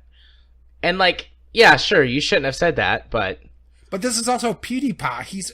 He's paid to have no filter between brain and mouth. So... Yeah. Oh. My brain hurts on just how stupid this entire thing is on both sides. Right. So, anyways... Before we move on to Firewatch, he wasn't playing Firewatch at the time! No, he was playing PlayerUnknown's Battlegrounds. Sorry, PUBG. Remember, we have to use the stupidest acronym possible, or initialism. PUBG. PUBG. He was playing PUBG at the time, streaming it on Twitch. I mean, if he was playing Firewatch at the time, maybe it would seem a little bit more realistic that they would be upset, instead of... I guess the proper term for this is virtue signaling? Yeah, I guess. It's just so strange that I'm starting to get a rudimentary understanding of, I guess, psychology from games media, seeing just how crazy shit has gotten. Yeah. So, in response to PewDiePie using a racial slur on a stream, they said, and I'm just like really paraphrasing here, yeah, they because basically it was a Twitter tantrum. Yeah, basically they said, we don't condone or support these actions, and we don't want him associated with our game anymore, so we're going to DMCA, or issue a DMCA takedown against his video that covers, or his Let's Play of our game. You know, you're making it sound a lot more mature from their side of things than what it really was. Because it was not. It was a Twitter fit. Yeah, and he went off on how childish PewDiePie is and how other game developers need to stand up to this man-child that he's gone on for way too long. I mean, it's just... what the hell? I mean, first of all, yes. And? Second of all, that's not how you go about making that statement. And third of all, abusing our copyright system is not the way to handle this. Now, there are lawyers on both sides that are saying, you know, yes, this was a proper way to use the DMCA takedown, and another lawyers are saying, no, it's not. Which is also another problem with the DMCA to begin with, because it's not made to handle this situation to begin with. And it's one of those situations where it's their only tool, or their best tool, I guess I should say. And when your only tool is a hammer, everything looks like a fucking nail. Yeah. I mean, ultimately, if this goes to court, the lawyers will decide, and regardless of how stupid the decision comes out, that sets legal precedent. Well, it's I can't talk tonight. Jesus. Yeah, this isn't going to go to court because PewDiePie basically took down the video and did kind of an apology, but he also talked about how the DMCA is hurting gamers or game streamers and gamers on YouTube, which he's right. Yep. I mean, the idiot has a point. Well, you know, a broken clock is right twice a day. I shouldn't say that, because PewDiePie, Felix, when he's Felix, yeah, he's very articulate and he's very smart. Yeah. I don't like his character. I mean, it's the same thing that I have with Boogie. When Boogie's Boogie, I like him, but when he's Francis and is really a parody of really outraged gamers, I mean, it's not even taking the outrage with Francis, it's making fun of the outrage, which sometimes the outrage has a good point. Yeah. It's the same thing with PewDiePie. You know, I don't like PewDiePie. Yeah. But that doesn't mean that, you know, it's okay to abuse the DMCA. This has been the year of DMCA abuse. Or I should say high-profile DMCA abuse. Yeah. I do believe wholeheartedly that this is misuse of the DMCA. I don't... someone might be able to win a legal case for it, but I don't think that legitimately this is how it's supposed to be used. And it seems like most people are in agreement with that fact, at least most people that I follow and keep up in the news with. Yeah, I think the main thing that is against Firewatch for really making this not look good on them is the fact that it had literally nothing to do with them outside of the fact that PewDiePie covered their game, 2 years ago? Yeah, it was 2 or 3 years ago. So, who even remembers PewDiePie playing this game to begin with? Outside of PewDiePie's fans, which even then, there's some interesting numbers when it comes to PewDiePie that, yes, he does drive sales, but he doesn't drive as many sales as someone of his size should. Yeah, because most of his audience are kids and teenagers, you know, people that have very low to no income to spend on things like that. And honestly, they're not the kind of people that would be interested in those sorts of games anyways. I mean... They're there to see PewDiePie be PewDiePie. Yeah. And there's also another article that you may have missed. It's also in this list that gaming must get its house in order. And it's talking mostly about the PewDiePie clusterfuck to begin with. How everything is really in this legal gray zone. And it's very possible that YouTube gaming and Let's Plays could just go away with a bad court decision, and having things like PewDiePie draw the ire of indie devs that are trying to make themselves look bad. What is the end game here? Is it literally just virtue signaling, trying to say, we're outraged, we're gonna be a massive, huge cocks about this? To what end? PR. There's that old saying that there's no such thing as bad PR. Have they seen a bump in game sales I have no idea. in the last 2 or 3 weeks? That would be an interesting thing for me to go hunting for, because I imagine Steam Spy would be able to find out about that. Yeah. I mean, it very well could be, hey, we don't support this, and we're gonna strike back. And this is how we strike back. But a very cynical part of me is saying they saw this as an opportunity to sell a few more games, because Firewatch, it's been out for a couple of years. It's seen the initial bulk of its sales, and I'm sure it gets sales, when the game goes on sale still. I mean, the devs are still around. They obviously haven't gone bankrupt. Yeah. But, I mean, I feel like this could be some cheap, basically free publicity for their game. Yeah, I need to check something, because if I'm reading this right, they actually lost owners. Really? People refunded. Well, yeah, but most people wouldn't be able to refund unless they bought it recently. It may have been recently on sale as well. Well, it doesn't look like it though, but it's also Firewatch is not a cheap game for what it is. I'm just seeing. Yeah, if I'm reading this right, I'm gonna link this to you, and I'm gonna put it in the show notes. Okay. I'm pretty sure they lost owners in this. They got refunded. And let me drop that onto the show notes. Am I reading that right? Let's see. It's the chart on the right there, owner data. Of the entire thing would be that downturn.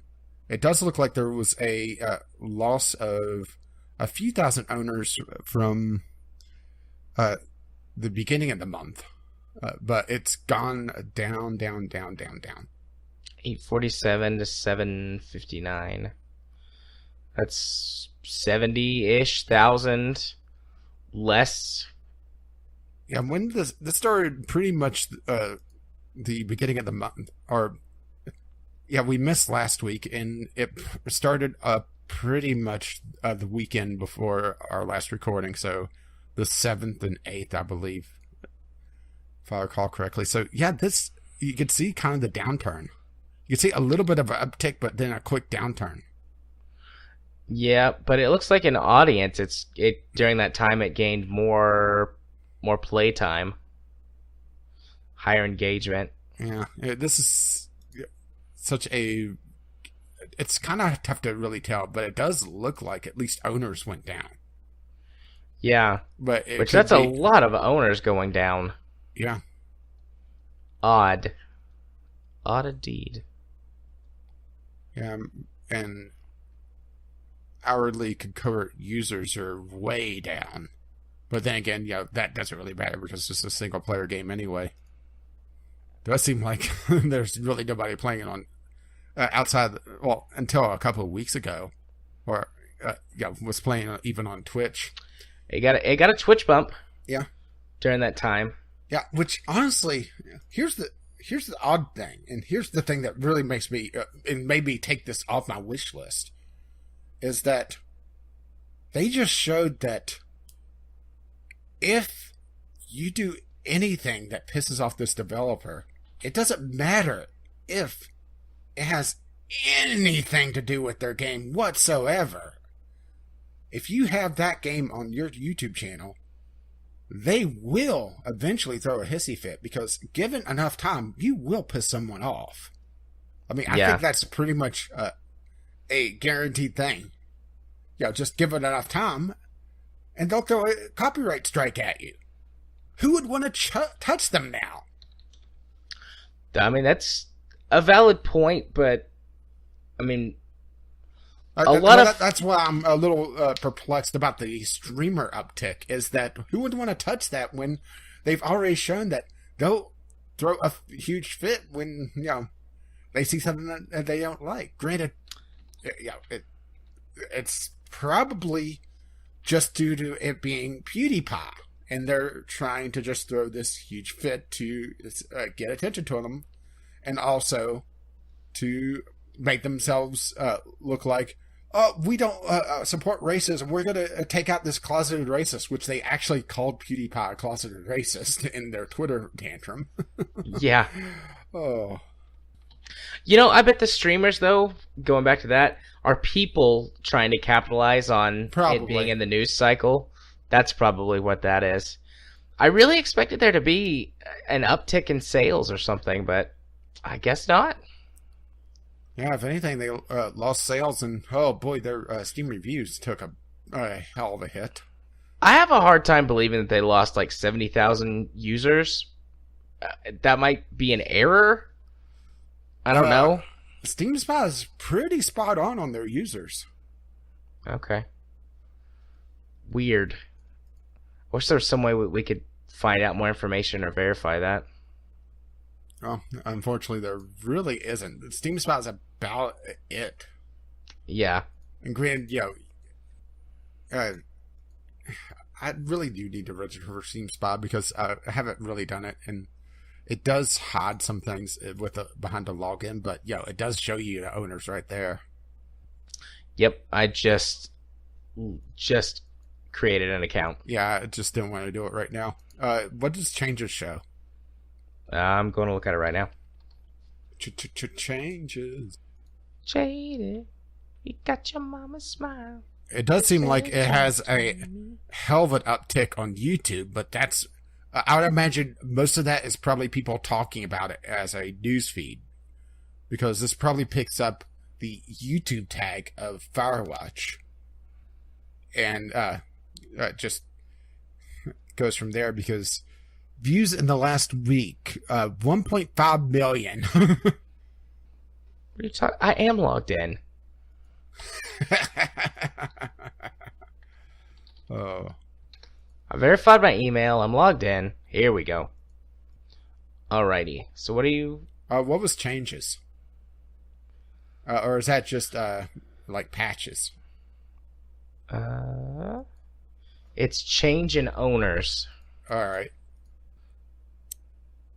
So that's July. When exactly did it happen? I want to say the weekend before our last scheduled recording, but I'm not 100% certain.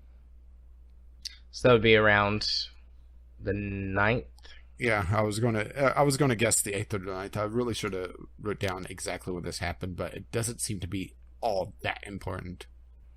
I mean, according to the changes, it's up. There's no negatives on here, but then there's a disclaimer at the bottom that says this feature is experimental and really not accurate. The margin of error becomes huge when applied to changes in owners as opposed to just owners. This data is based on changes in owners. On 3-day time samplings, it will show nothing for games with recent free weekends.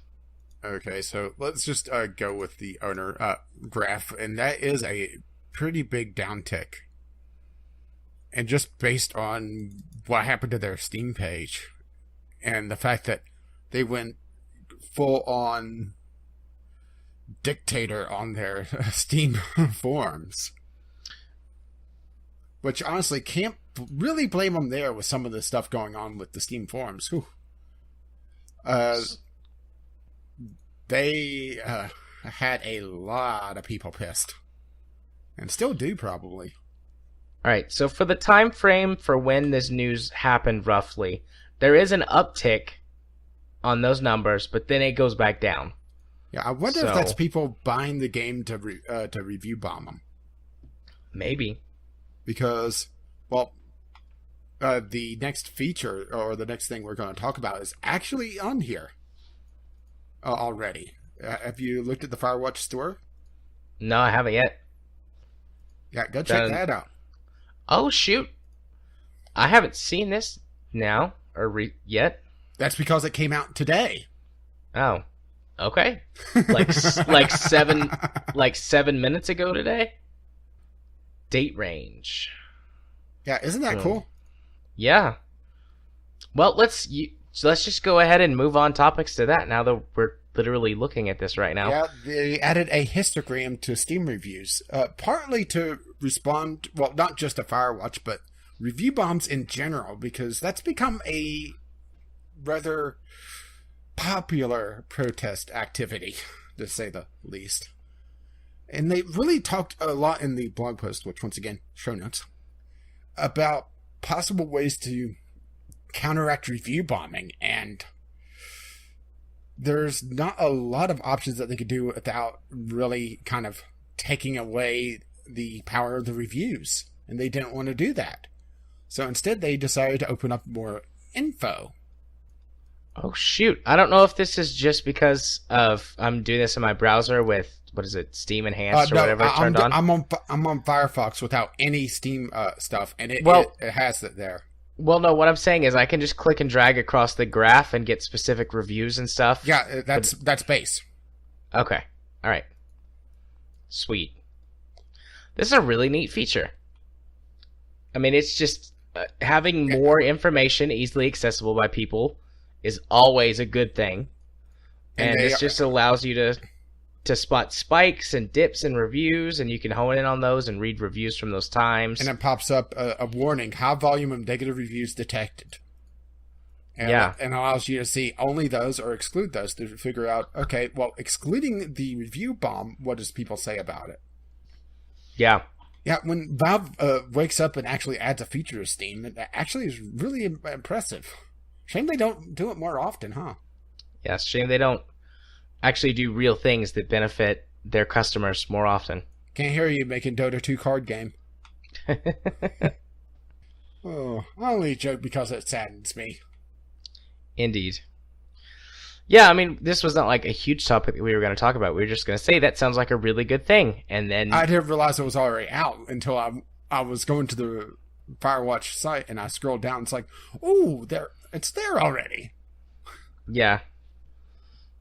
And yep, Firewatch has been review bombed starting around September 9th, September 10th. Well, the range is September 11th, but yeah, a couple days or a day or two for the PewDiePie army to really get going, because that's also part of what's going on is PewDiePie has a lot of followers, and a lot of followers that have way too much free time on their hands.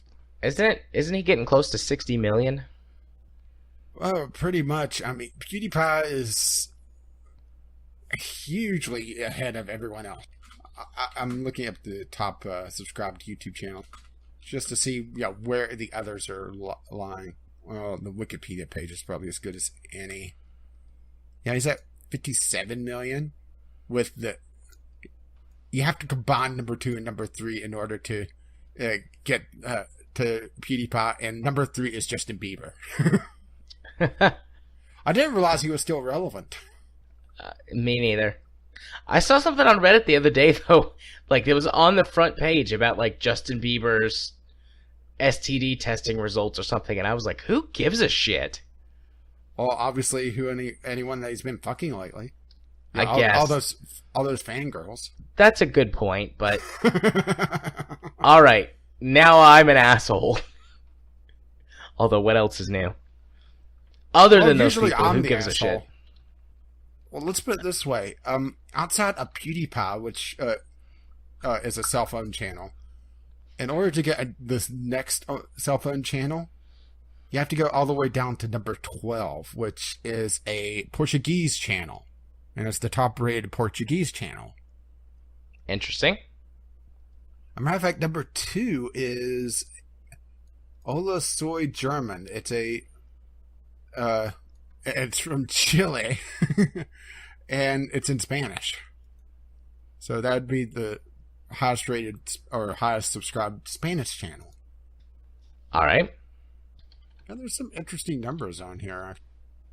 To make the top 100, you have to be, it looks like 13 million subscribers now. That's a lot of people. It is. It's too many people for me. It's too many. I don't want that many Taylor Swift is number 8. Good for you, Taylor Swift. I'd be happy with like 1,000 subscribers. That's good. That's a good audience, manageable by one person, less likely to get out of hand. And even if it does get out of hand, it's only 1,000 people on the internet. That's like nothing. Yeah, only 1,000 people to show up at your doorstep. Bring them on. Have a real life PUBG. Well, I do have real life guns, so, you know, just take my shirt off and go forage for food for a little while.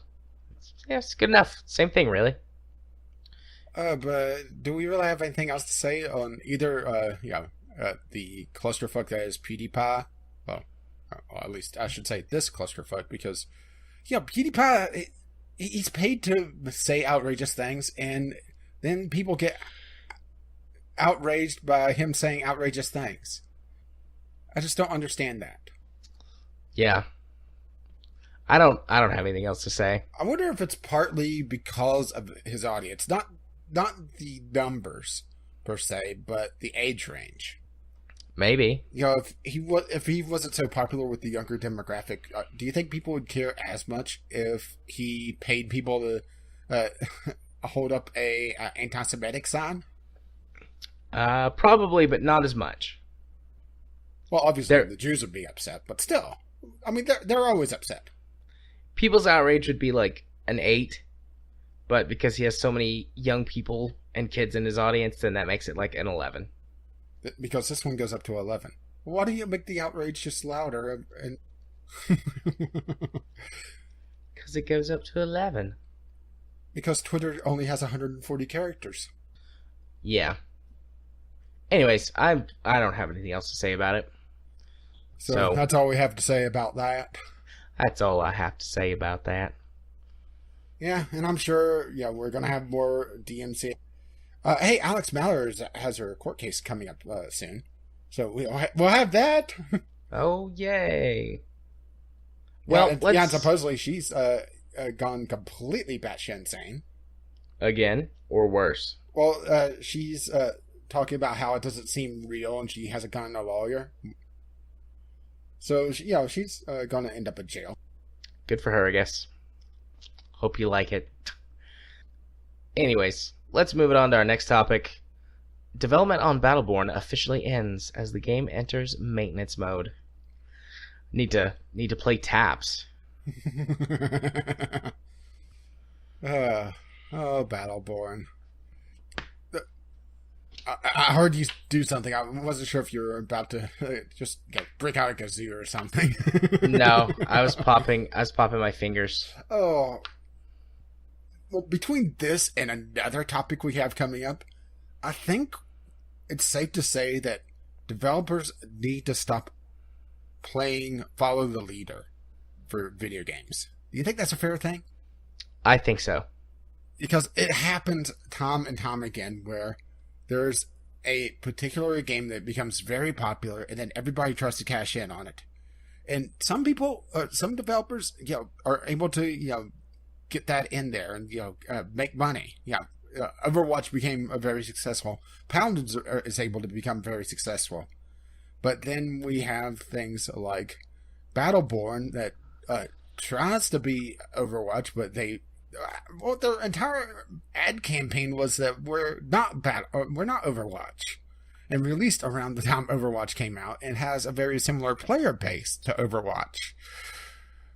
Yeah, that's not a recipe for disaster, is it? Nope. I mean, a market can only support so many players in a particular genre, and in markets that have massive juggernauts, you have room for 3, maybe 4 games, and then you just get down to the more niche versions of that game. And if you don't have something like a gimmick or something that makes your game truly unique, and then that thing also being awesome, your game just won't do well in that environment. Look at the MOBA genre. I mean, you have League, you have Dota. Then a very distant third would be, I guess, Here's a New Earth. Or sorry, Here's the Storm. Here's a New Earth would be 4th or 5th now. Then you have just a bunch of random little ones. And then you have kind of the weird sort of MOBAs, but sort of not. Like Awesome Nuts still has a fairly decent player base, but it's more of a 2D platformer / MOBA than pure MOBA. So it's... why do developers think that they could pull players away from a very dedicated game? Because things like Overwatch, yes, the basic skills will transition, but once you're so dedicated to a game that you're spending 20 hours a week playing, you're not leaving Overwatch until it dies or until it does something stupid. Yeah, or you've played it for so long that you're done. But for most people, that takes a long time.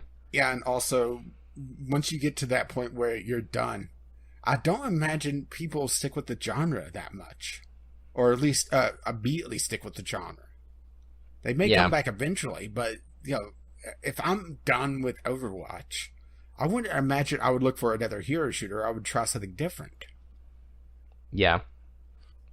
I would do that, try something different.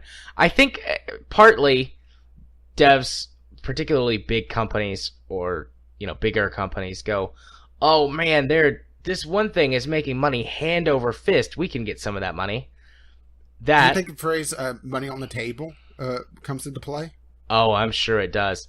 There's that, plus there is this odd migratory community that exists for the survival crafting genre, and I think everyone wants to figure out how to get that too. Yeah, and I would say the survival or the battle royale, but I think PlayerUnknown's Battlegrounds has done that with other games kind of trying to cash in. I mean, hell, GTA 5 has a battle royale mode now. Yeah. I think that there are those two things going on. Like, companies are like, oh, we'll swoop in here and we'll get some of their market share and we'll be the one that gets the people that aren't playing in this genre. And that just doesn't work with gaming, because games are little communities that form and people stay with their friends. Or, they pick one thing, and because of the sunk cost fallacy, they'll stick with it instead of trying something new. I'm not sure if it's really a fallacy so much okay, it still is a fallacy, but let's use the MOBA genre again, just for the ease of use here, is that going into a MOBA, it requires a lot of learning of various heroes, or whatever that version's calling it. It's heroes or champions or whatever. Right. And you're learning usually dozens of different people or different playable characters. Why would someone want to go away from that when they have to start at base level again?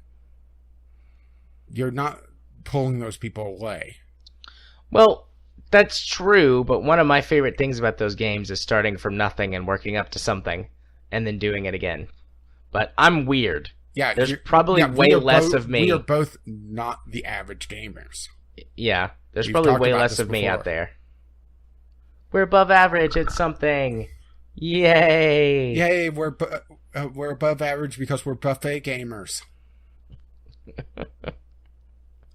I'll take a little bit of a HD remake of a racing game, and look, a comparative choose your own adventure. These last 2 weeks I've exclusively been eating at the strategy salad bar. It's more like a pig trough at this point for you. Nom nom nom nom. Anyways, we kind of stepped into our next topic's territory as well. Yeah, we're being almost perfect segues this week.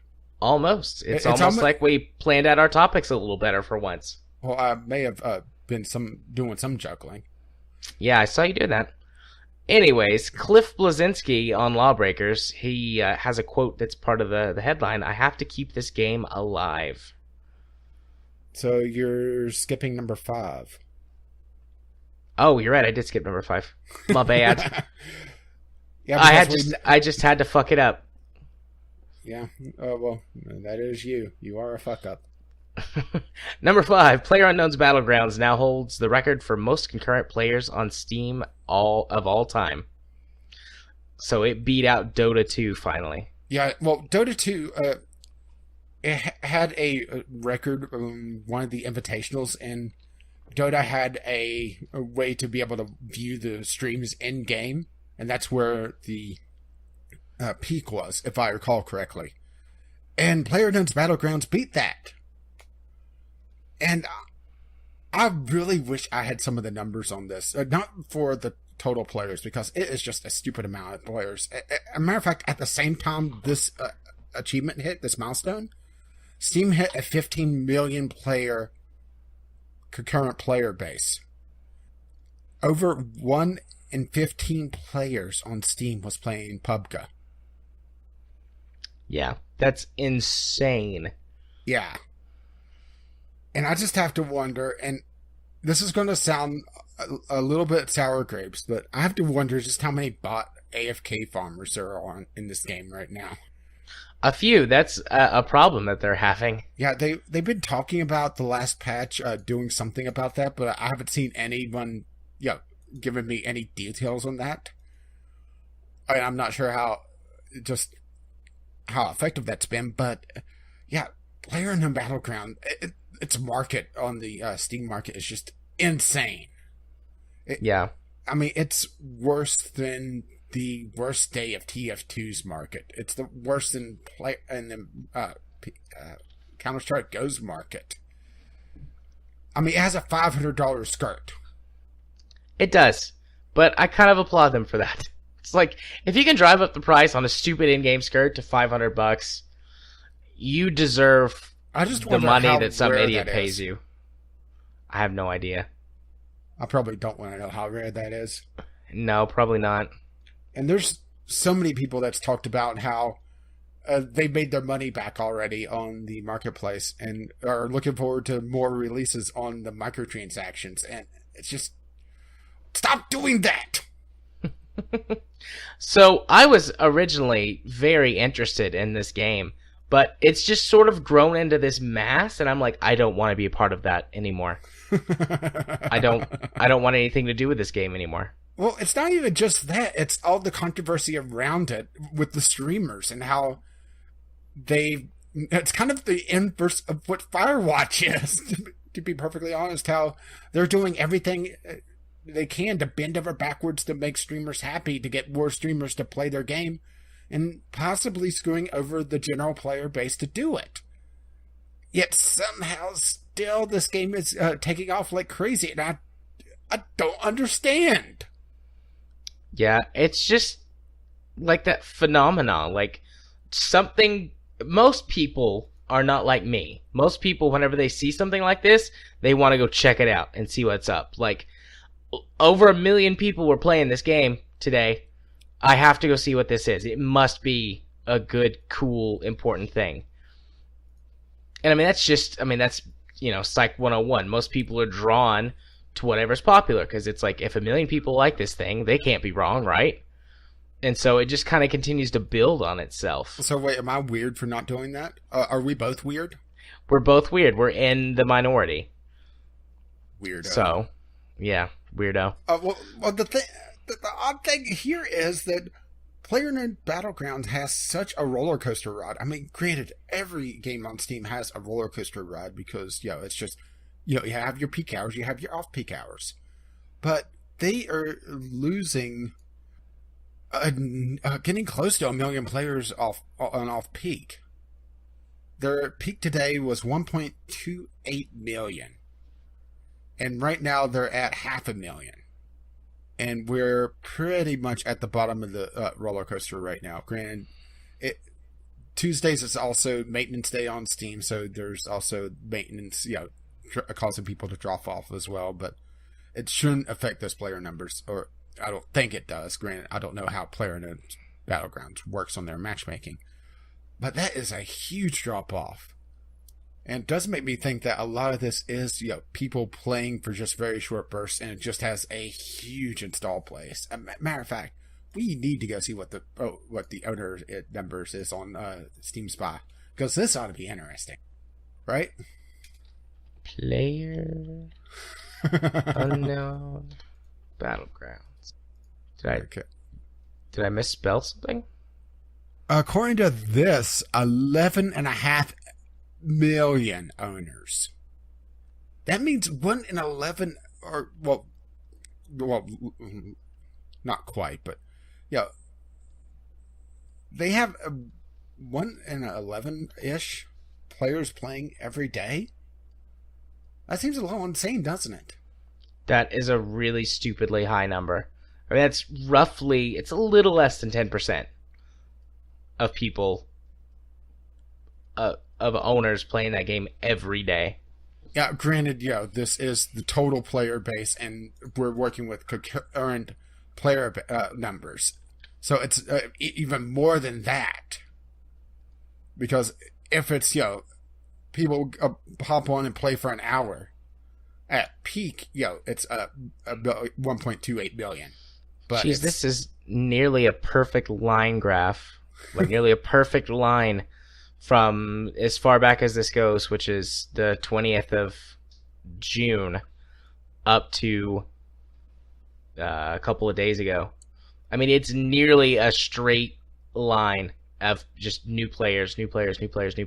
Well, this has been such a cash cow for Steam in general, because there's a lot of numbers coming in from just people doing analysis on this game, because this is just a phenomenon. There's no other way to really explain it. It does pull players from CSGO, but a huge majority of the players are new to Steam. And I just don't see where they're bringing the new players. Are they coming from consoles? Because this is going to get a console release eventually. Isn't it only getting an Xbox release, though? Or is it also getting a PS4 release? I think it's only getting an Xbox. I'm not 100% certain. I mean, they'd be stupid to do only Xbox. Not if Microsoft threw shit tons of money at them for a timed exclusive or a complete exclusive. God, Does this Microsoft is insane. Have enough money to hold them? Microsoft has more money than God. They're one of the richest companies on the planet. Yeah, but remember, we're also talking about the games division, not Microsoft as a whole. True, but I mean, they shelled out $2 billion for Minecraft. True. So, also, peak daily concurrent players has been rising at almost a steady rate since the same date, June 20th to the 18th. There's a couple of dips, but it starts at around 200,000 and just climbs and climbs and climbs and climbs and climbs all the way up to 1.3 million. Oh, sorry, it dipped down to 1.1 million one day. Okay, peak daily concurrent players, it had a huge uptick from the week of, from the 14th to the 15th, but that was also the day that they hit the peak. So I imagine that's people saying, "Oh, they're going to hit the thing. I want to be on at that point." Yeah. Also, looking at the hourly concurrent graph, it looks like a heartbeat. Just up and down, up and down, up. But I mean, it never drops below 200,000. Yeah, it does seem like they're. Okay. I found something interesting here. Okay, their average time per player. Well, granted, it's been fairly steady-ish. It looks like it's 88 minutes. It's actually a lot longer than what I expected it to be. Yeah, I don't know how long games last or how long the matches last. Not that long. That's granted. It also depends on how lucky you are. But median time per player is average time per player, and then median time per player. I'm not sure what the difference on those are, but median time is 45 minutes. Maybe, median is just the middle, while average is accounts for or brings in the outliers. So I imagine the streamers that are on for 12 hours brings that up hugely. Yeah. So probably median would be a better use for the average player, as strange as that sounds, which puts it as 45 minutes, which is probably 2 or 3 matches, depending on how lucky or unlucky you are. Yeah. What sounds about right. Yeah. This game has made nearly $350 million, just doing some quick math. I mean, that doesn't count like Steam taking their cut and taxes and etc., but just like raw money before people start getting their cuts. Nearly $350 million for an indie game. Might be the biggest indie game since Minecraft. I think that's pretty safe to say. Man. This is the next trend. Like, we had MMOs were big for a while, and then MOBAs, and now I think it's this. I think it's the arena shooter. I could be wrong, but... slash Battle Royale. I think we're going to have two at once. Yeah. Which, have you noticed the common thread? No? Multiplayer. Oh. Yeah. I don't think we're really going to see a huge flavor of the month for single player for a long time.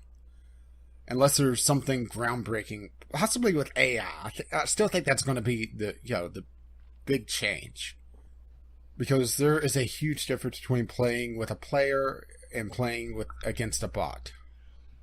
Unless it's Dota 2. Yeah. I just find this fascinating. Like, I'm so not interested in this, but since you're logged in, can you go to the geography? That ought to be interesting. Oh shit! By quite a lot, China. China's got nearly 30% of the player base.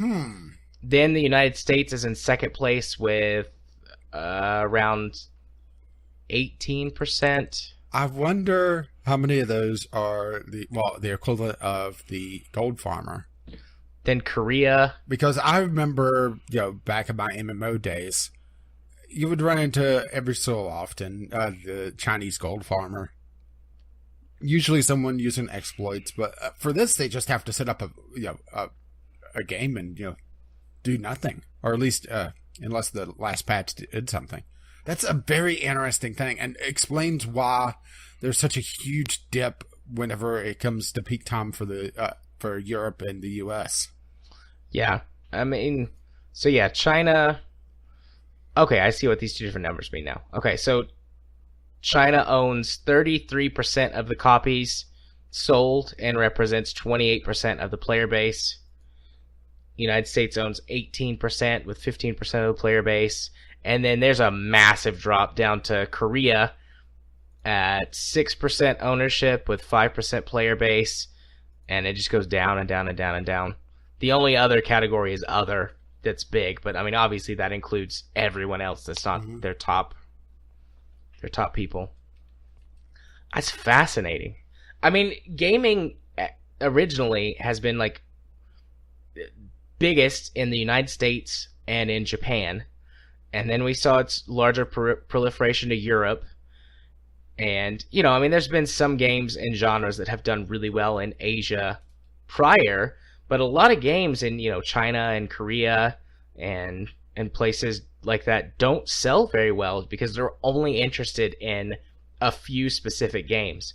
So to see a game that's very much different from your StarCraft and your Dota and things doing gangbusters in China and Korea, that's fascinating. I wonder what it is about this game that draws that audience in, because they have a completely different value set and a completely different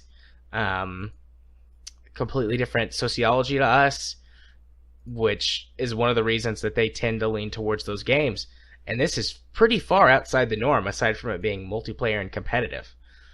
And maybe that's enough, but I don't feel like that should be enough for this game to sell so well in Asian markets. Sorry, I decided to go ahead and set up my account. No, you're fine. You're fine. Yeah, well, I've used the word phenomenon several times, but there's no other way to really say it, right? Yeah. This is insane. We're over the next couple of years, we're going to see a bunch of these from AAA developers. Hell, we've seen GTA 5 put in a Battle Royale mode already. We've seen The Division also get it in a DLC. Fortnite has gotten it. So we're already seeing it, and it's not that difficult to create. It's just there hasn't been a really good Battle Royale game until now, or people are saying that this isn't even that great. It's just good enough that it's capturing people. Right. Because there's a lot of complaints about bugs. There's complaints about the devs. Well, for one, being dicks about screwing people over on for streamers. There's them breaking their promise about microtransactions. The fact that it doesn't run all that great. I will forgive bugs because it is an early access game. It's an early access game with this numbers. Yeah. The early access system is just going gangbusters for Steam. Yeah, I mean, this game is more than twice as large, like has more than twice the player base of their other 3 games combined. Because they did Terra. I didn't realize that. Terra's got roughly 4.25 million players. But, I mean, it's not even close to this. This is, yeah, it's a phenomenon. Crazy gangbusters game. I just wonder what the next one's going to be. If we could figure that out, we would be millionaires. Well, we would also have to have some sort of programming shops. True. Or we would just license it out. We would get a minion. Put out an ad for a couple minions. Well, Chemist does programming. He's made a basic game before. Yeah, but I would imagine Chemist would rank above minion. Well, he could be like, I don't know, a lieutenant or something. We're like the Godfathers.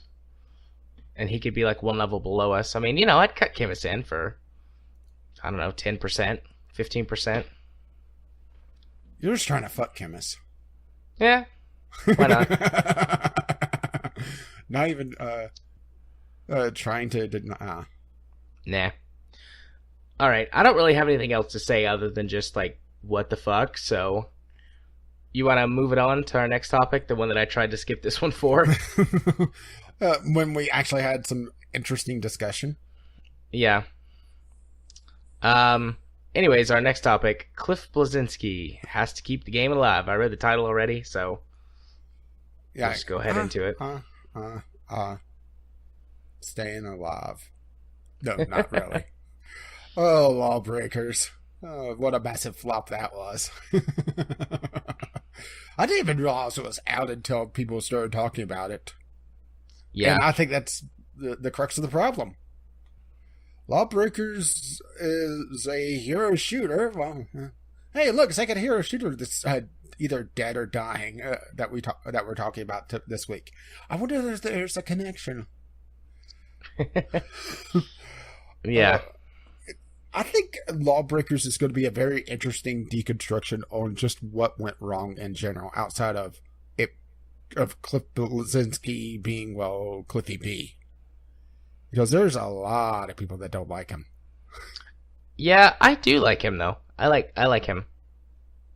I'm not overly fond of him. He just rubs me the wrong way. No, that's fair. He's got a pretty abrasive personality. But just the way that he goes about it is one of the things that I like about him, because he's abrasive and he can be a dick, but he's not like a fuckwit, He's not Randy Pitchford. That's true, but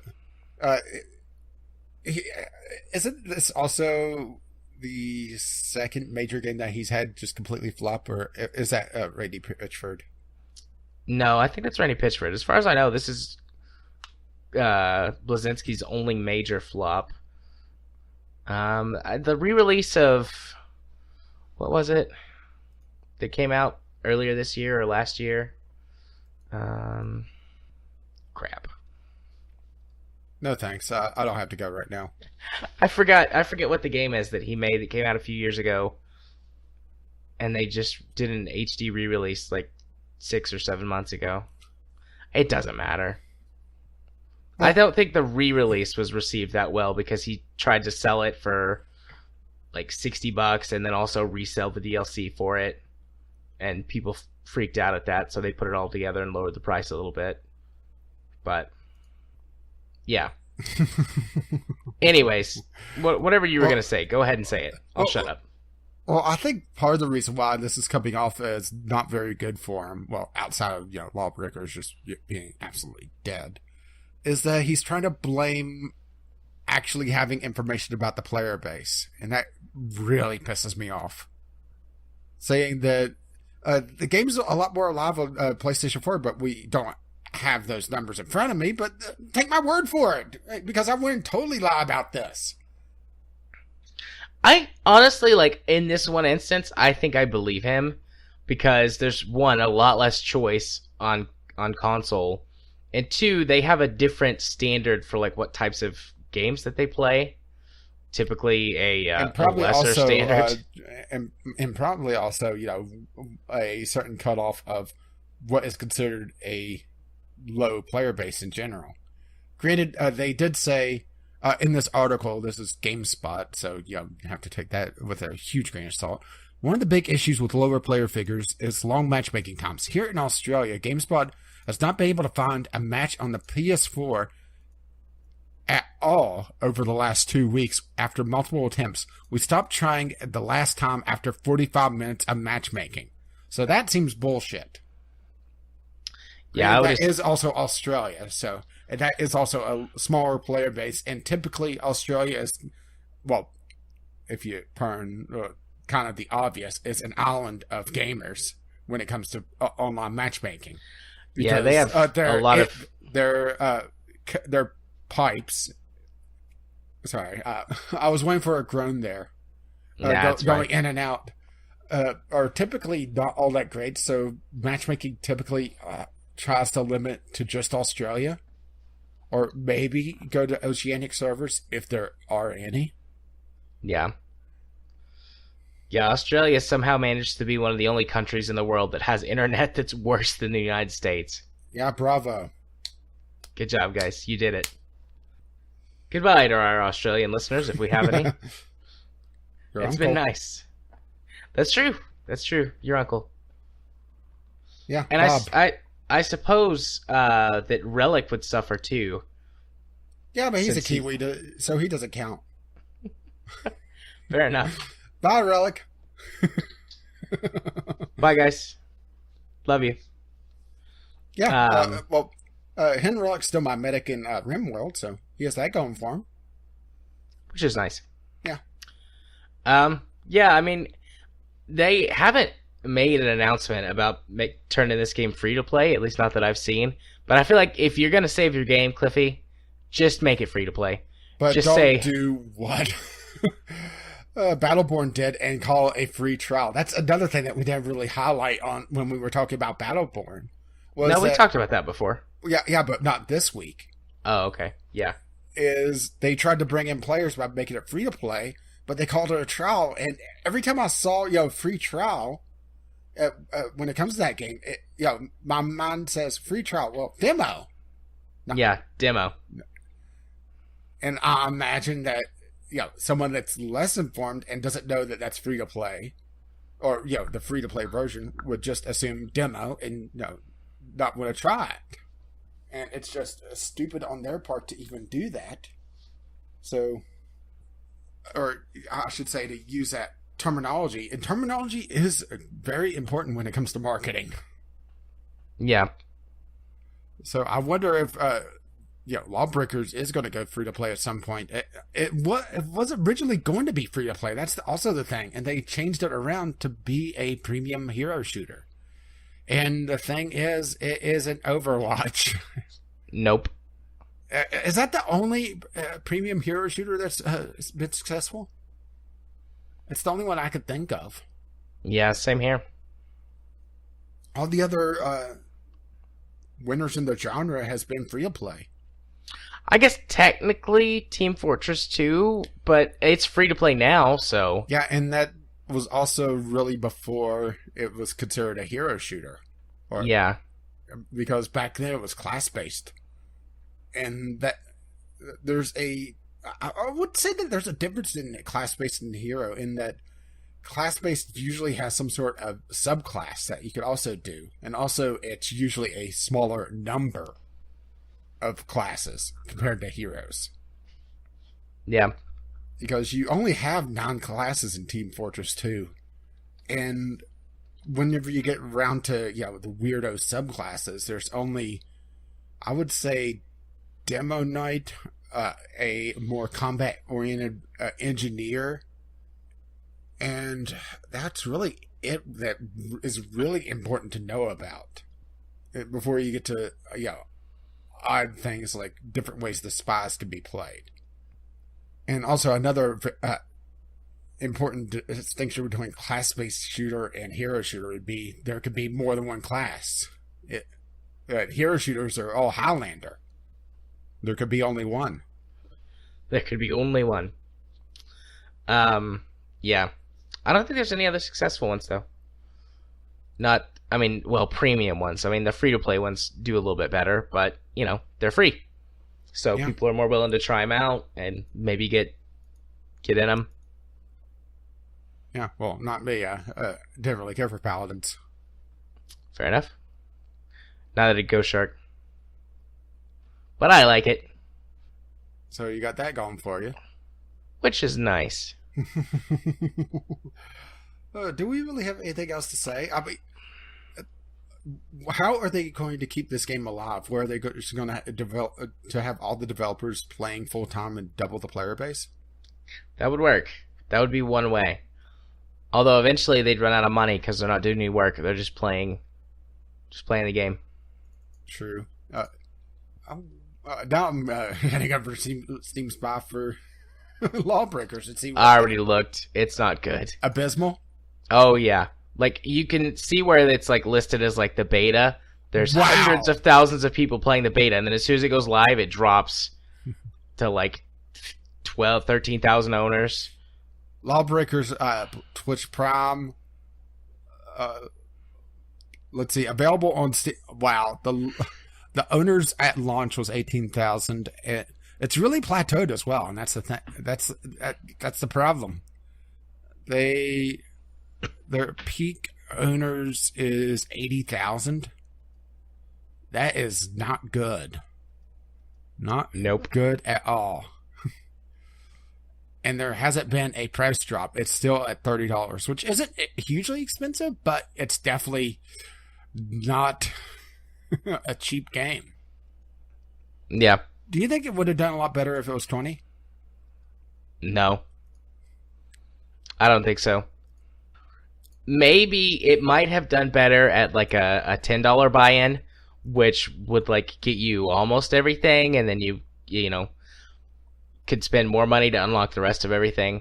But I don't think $20 would have really made much of a difference. 20 versus 30. Their daily Twitch stats looks like a child scribbled all over it. This is going to sound like a tangent, but trust me on this. I've been listening to my podcast recently, and I have a huge backlog. And there's a strange correlation, or a strange lining up of things, where I'm listening to some of my older gaming podcasts talking about LawBreakers when it launches. And them talking about, hoping that it does better. Right.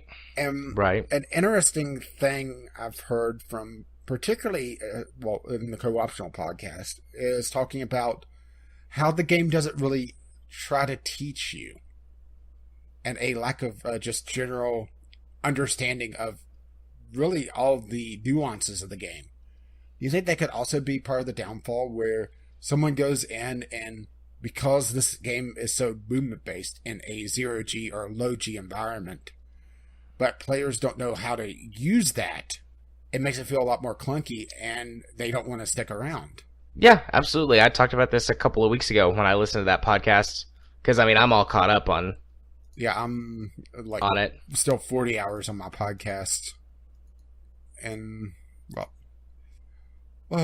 such a... And it's kind of funny that there's so many positive reviews as well. Oh. Yeah. Alrighty. Well, I'm looking at the time. Do you still want to do our general topic? Oh, or... yeah. I think Okay. I don't think it's going to be a long general topic, Okay. but I do think it's an important one to talk about, particularly since there's been the Cuphead debate. There was Polygon's Doom gameplay, a couple of years ago now. Just, do game journalists have to be good at video games?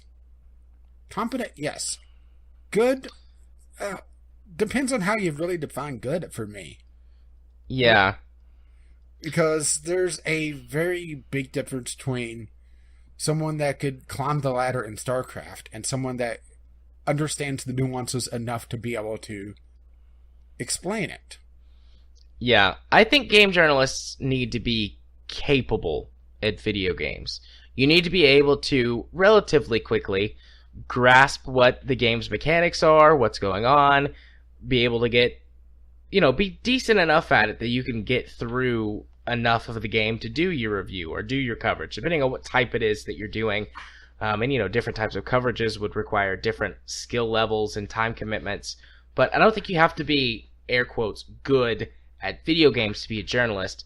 But I think it was TB who said this on the Co-optional podcast a couple of weeks ago. There does have to be a certain level of base competence because this is your actual job. If you are a real games journalist, like that gets paid or that has a following on YouTube or whatever, and you receive enough support to do it as a job, you need to be competent at it like you would be at any other job that you held. So yeah, and the problem with covering video games is that it's interactive. You just can't just sit there. Well, unless it's an idle game, then you kind of have to just sit there. But yeah, you have to interact at some point. And there's really no other entertainment medium that does that. Having someone that's never played a game trying to do a review is like having a blind person trying to talk about cinematography in a movie. Yeah. Yeah, that is very true. That is an excellent way to put it. I think the issue with the Cuphead video and debate and everything that sprung up from that a couple of weeks ago, I don't think they should have released that footage. Like, if you need 20 minutes to adapt to a video game that maybe, has very tight controls or slightly different timing or whatever that you're used to, and supposedly, like, that first level in Cuphead is pretty hard. Like, most people have said that it takes them a lot longer than they think it's going to get through that first level as they're getting used to, like, the different timings of the game and just the way the art style affects the way that you play it because it made things look different. Like, that's all fair and good if you need 20 minutes or so to get used to a game.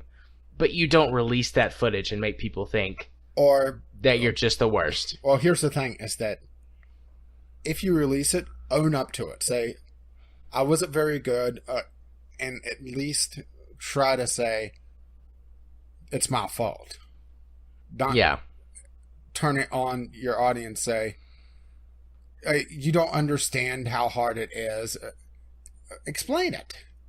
Right. But also, at least in the footage release, there's no commentary. And that's also something that I think people don't really take into account, just how much of your attention is drawn away when you're chattering away, trying to be at least somewhat entertaining. It makes it so that you may miss things that are just obvious on screen.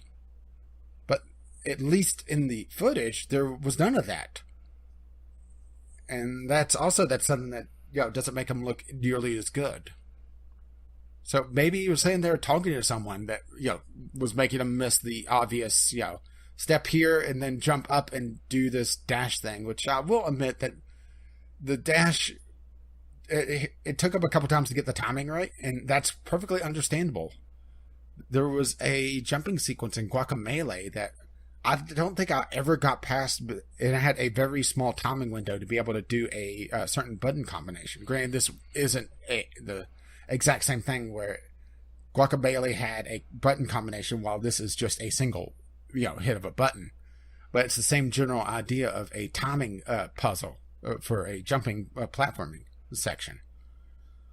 Granted, that this is also the tutorial, and Guacamelee, it was probably about halfway through the game, but same general idea.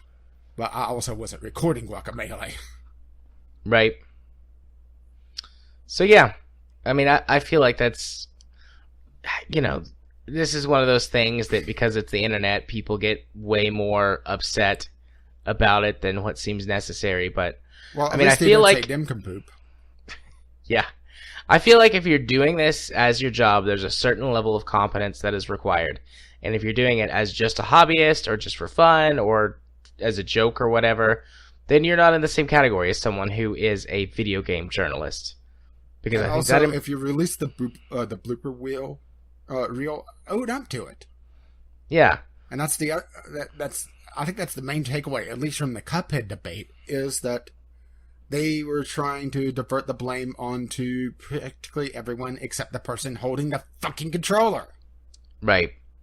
Also, something that you can do if you're going to release a blooper reel, add a little bit of commentary, put some silly music on it, something that makes us be like, haha, this is a joke. Well, they may not have been able to legally do that because this is a pre-release copy. They may have had a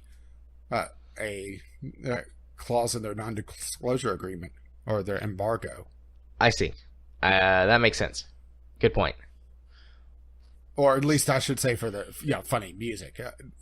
Having some sort of commentary or even just text on the screen may have been a step in the right direction, but it really is up to the developer if they allow that. And I completely understand them wanting to have non-commentary, just gameplay out there, but at the same time, this doesn't make their game look particularly good.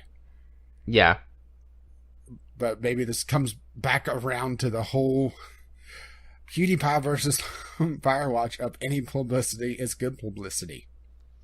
Yeah. Which, in this case, I really don't think so. Yeah, I don't think so either. But, whatever, I guess. Alrighty. Well, are you ready to move on to our community corner? I think so. Okay. Oh, look, crickets again. That's fine. Our mail sack is empty. That just means I might make it to bed by 1:30. What, you just want me to tuck you in? Sure. Oh, my. Okay, we did have one tweet, though, from Chemists. I need to see pics of me and XCOM as soon as possible. He saw. Yeah, he said ASAP as possible, so I'm picking on him ever so slightly. And we did have 2 questions of the week since we were gone as well. I'm doing this slightly out of order, just to annoy Jared. It's fine. Question of the week number 1. What is the toughest moral choice you've made in a video game, and what did you pick? Plata said, Mass Effect 1, saving the Council versus not saving the Council. I chose to limit the loss of human lives, which in turn meant the Council perished. And that was our only response there. For me personally, at least recently, I would have to say killing versus not killing alternate Chloe in Life is Strange. It's one of those things that it makes absolutely no difference in the story, but I haven't hauled on it anyway. Yeah. That was a really good one. Yeah. Still, though, I think the biggest one that I've ever had that gave me the most pause was in... I think I've even talked about this before. Was in Mass Effect 2. If you do Legion's loyalty mission, at the end of the mission, you get to choose between destroying, basically committing genocide, killing millions of Geth that are, in stasis mode, so they, pose no threat, or, inserting a piece of code into their mainframe that basically brainwashes them into joining your side. And it's do I commit genocide or brainwash or mass brainwash? And neither choice is a good choice, but it's this is what you have to do. These guys are a threat, and we can either destroy them or we can turn them to our side. And I actually stopped playing the game for a little while and just sat there and thought about it. And ultimately, I chose brainwashing, going for the sort of greater good. The Reapers are coming, and these are 3 million soldiers. We could have to fight them. And then I felt bad about what I did, but ultimately, I felt like it was the right choice. The need of the many outweigh the needs of the few. Or the one. Or the one. Well, at least until the sequel. So that does kind of take away the moral lesson whenever they sacrifice so much for Spock in the next movie. yeah. But I guess getting Mr. Pointy Ears back was very good for the franchise. Indeed, Leonard Nimoy was great. He was one of the best. And I just remembered that he's dead now, and that makes me sad. Oh, don't worry, Shatner's still around. Last I checked. Shatner's pretty good too, but Leonard Nimoy was better. Anyways. Also kind of a joke one for me for moral choice would be whether or not to flood my trading depot in Dwarf Fortress whenever the elves show up. Wait a minute, that wasn't a tough choice at all. Elvish bastards. I love elves. Yeah, we go through this. We go through this every time. They are delicious. We go through this every time. I love elves. I play elves because they get bonuses most of the time to magic. I need to get you to play Dwarf Fortress to have you join my side. I'll give you 3 trade caravans before you get pissed off at them. So the other question of the week was, what game do you think has the most impressive weather effects? This was a little kind of joke for you since you were, hanging out in your storm bunker. Right. Kyle responded, honestly, Grand Theft Auto Online, at least I assume that's what GTAO is. Yep. Has pretty awesome weather effects, including cloud layers. Weather effects are something I haven't given a lot of thought to, though.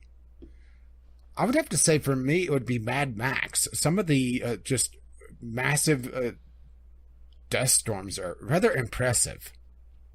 Yeah, definitely The Division. That is some of the best snow modeling and snowfall modeling I've ever seen, with you being able to leave footprints that can get filled in by fresh snowfall. The storm effects whenever a snowstorm blows through are just phenomenal. So, yeah. And that is the community answers. corner for the week. If you wish to contact us, you can email us, VGLpodcast@gmail.com, or tweet us, VGLpodcast, on Twitter. And the question of the week, assuming I don't screw up the date again, appears Friday evenings, Eastern Time. Sweet. Well, let's move on to our last topic, which is our Steam Discovery Queue. Music. Yes, music. Let's have some. And let's see if I get anything actually good. Oh, well, here's something interesting. Dishonored, Death to the Outsider. Isn't that the DLC? It's actually a standalone. Or expandalone, or whatever you want to call it. I haven't played Dishonored, and it's been on my to-play list for ages. I do have reservations just because of its publisher, but that's, me being me. Right. But if you could get past, it being a Bethesda-published game, and it may be good. I haven't heard a lot about it, but then again, I've been... Well, I shouldn't say actively avoiding it, but not really looking into any of the coverage because I didn't want any possible story spoilers, because I do intend to play Dishonored at some point.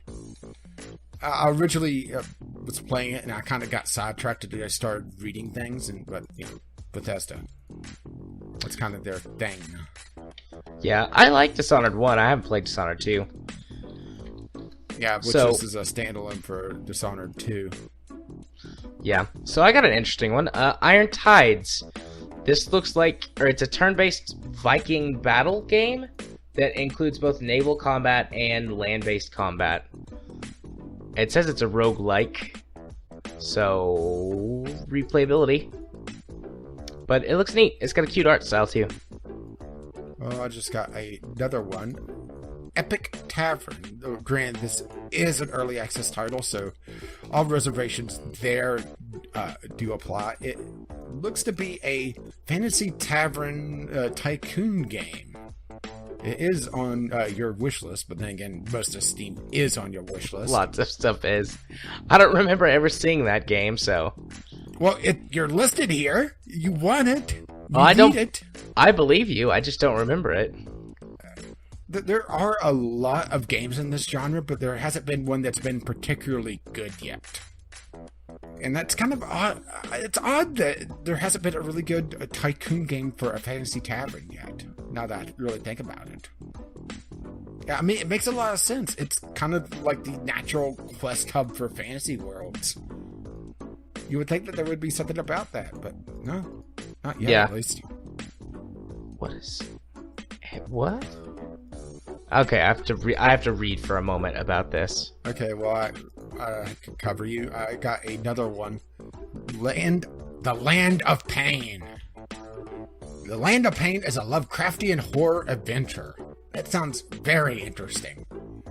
Because that really suggests to me what I want in a horror game. I will admit that I'm not a huge horror fan, but I do like my more psychological side of horror. Only problem is that so much of horror is either jump scares or gore, both of which I'm not a particular fan of.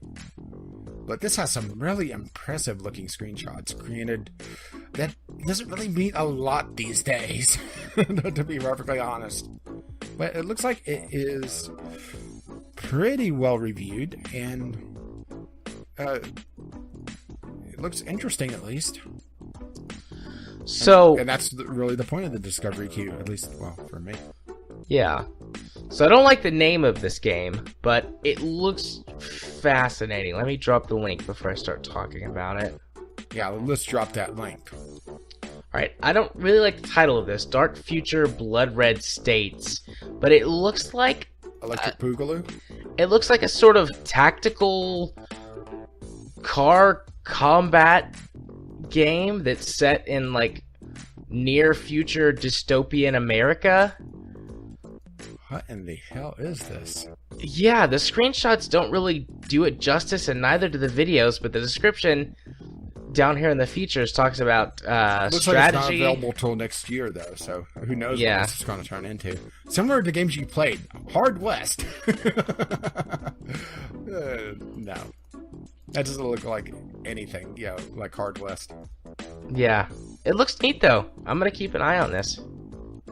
Okay, here's another one for me.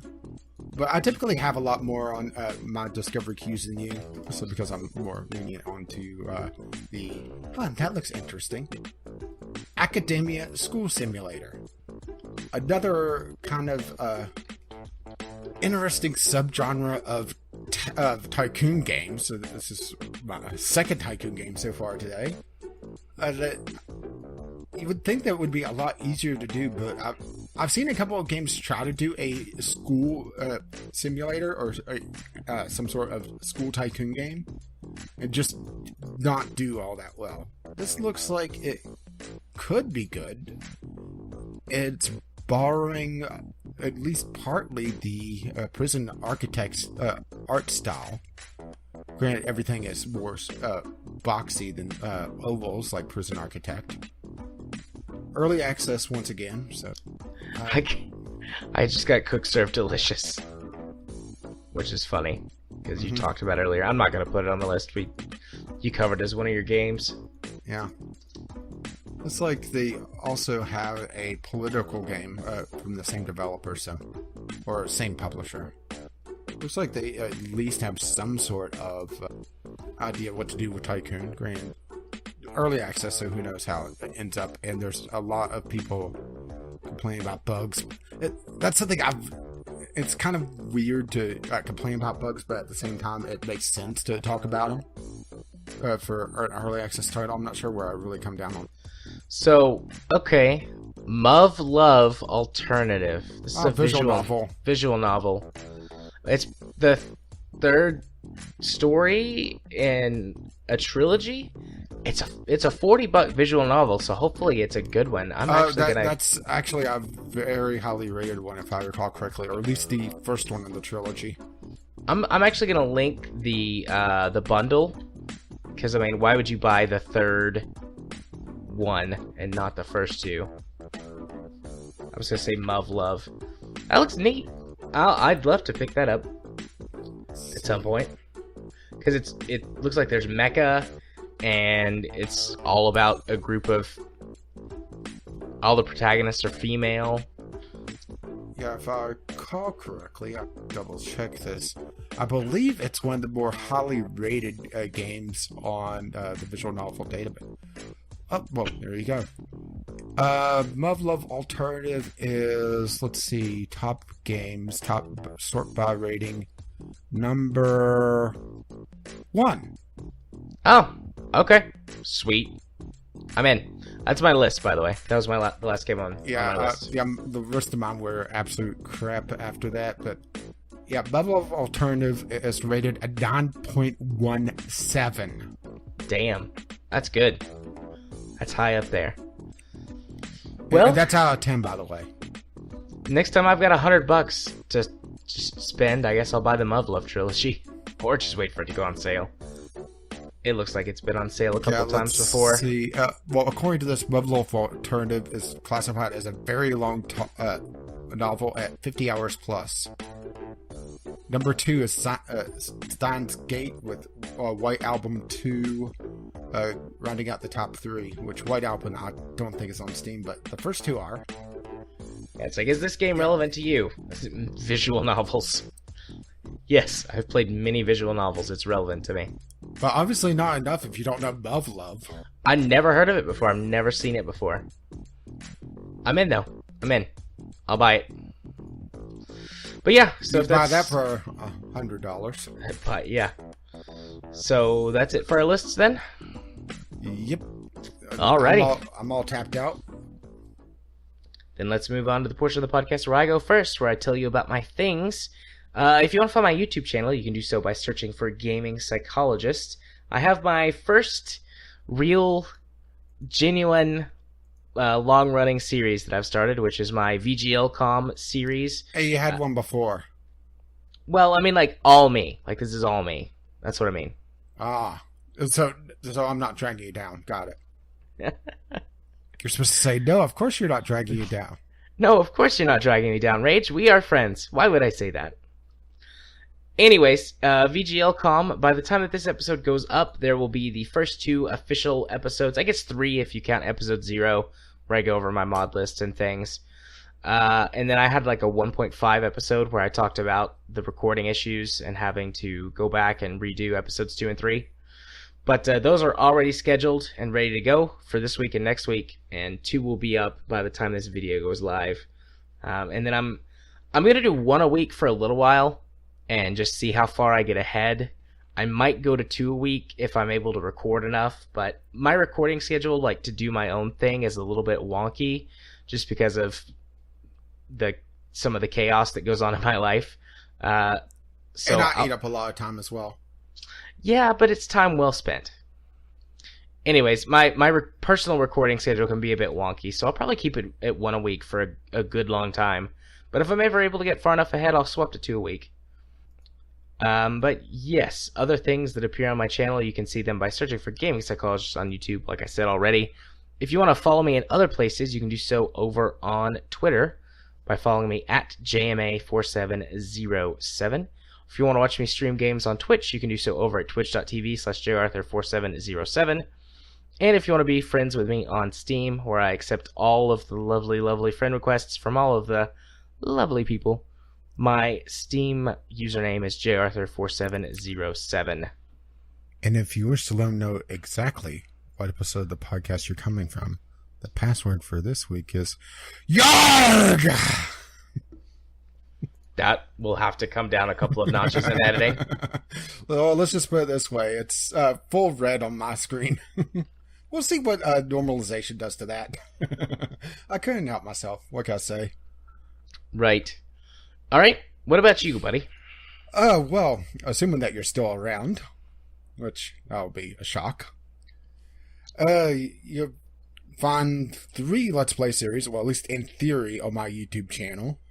I've been skipping a couple episodes on Van Helsing just because, well, for one, I've just been tired and not feeling all that great for a couple of nights, but also it's kind of just a middling trudge through it to see where the story goes, because combat just sucks in that game. I'm just standing around watching everything else do everything, you know? Right. RimWorld is still a very mature series. Oh, except for me when I'm immature. Had a couple deaths. Mother Nature's kind of a bitch. Let's just put it this way. The predators have come out to play. I lost one colonist to a honey badger. Honey badger don't care. Except for human flesh. No, I'm not joking. They actually got eaten by a honey badger. And then I had a colonist land in a escape pod. It was naturally down because that's how things happen with the that particular event. Right in front of a bear. And the bear was hungry. So, yeah, lost that opportunity. Nami. Well, what's kind of funny was the honey badger attacked a colonist, and that colonist had porridge. Well, after the colonist died, he dropped his inventory, and there was a bear nearby, and he ate the porridge, and I just started chuckling. Well, at least I thought it was funny. You okay over there? Yep. My throat is starting to give out, and I've run out of beverages. Oh, my. I didn't think I was that rough on your throat this week. Oh, yeah. You always are.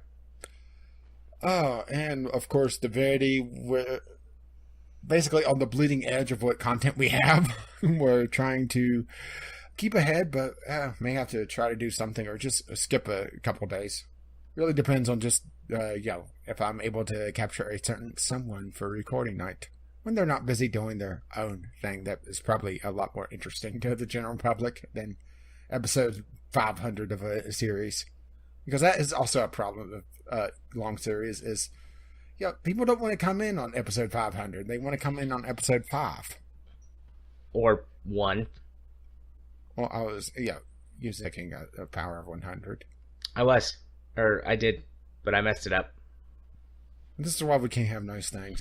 Yep. I blame you. That's fine. Yeah, I definitely blame you. It's all your fault. But let's see. Sunday Sampler should still be going on. And, of course, this podcast appears on my channel as well, Gaming with Caffeine Rage, if you still have hearing. Or if you wish to see me tweet somewhat randomly about who knows what, you can find me over at the Twitter, Gaming with CR. This week, last couple tweets, I was wondering why Trump is picking a fight with Elton John. Because Elton John's just that fabulous. Well, he is the Rocket Man. I can't sing right now.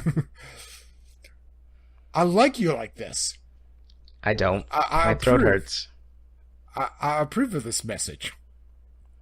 Okay, so if you wish to contact us, once again, it is vglpodcast@gmail.com with your letters, voicemails, gaming-related topics, or just tweet us VGL Podcast on Twitter. If you wish to help pay for Jared's throat surgery, you can help us out at patreon.com/VGL Podcast. If you want to see our lovely, lovely show notes, well, that'll actually be a first. But if you wish to see the monstrosity that is the show notes and all the related links, you can find us vglpodcast.podbean.com, as well as on iTunes and Google Play if you don't want to use RSS, but RSS is available on Podbean as well. Our intro and outro music is On the Ground by Kevin MacLeod, and Doobly Doo is used as well, with the Discovery Cue by Kevin MacLeod as well. That kind of got away from me, didn't it? It did. But as this lovely music starts to roll across my voice, bye-bye now. Bye. Bye-bye.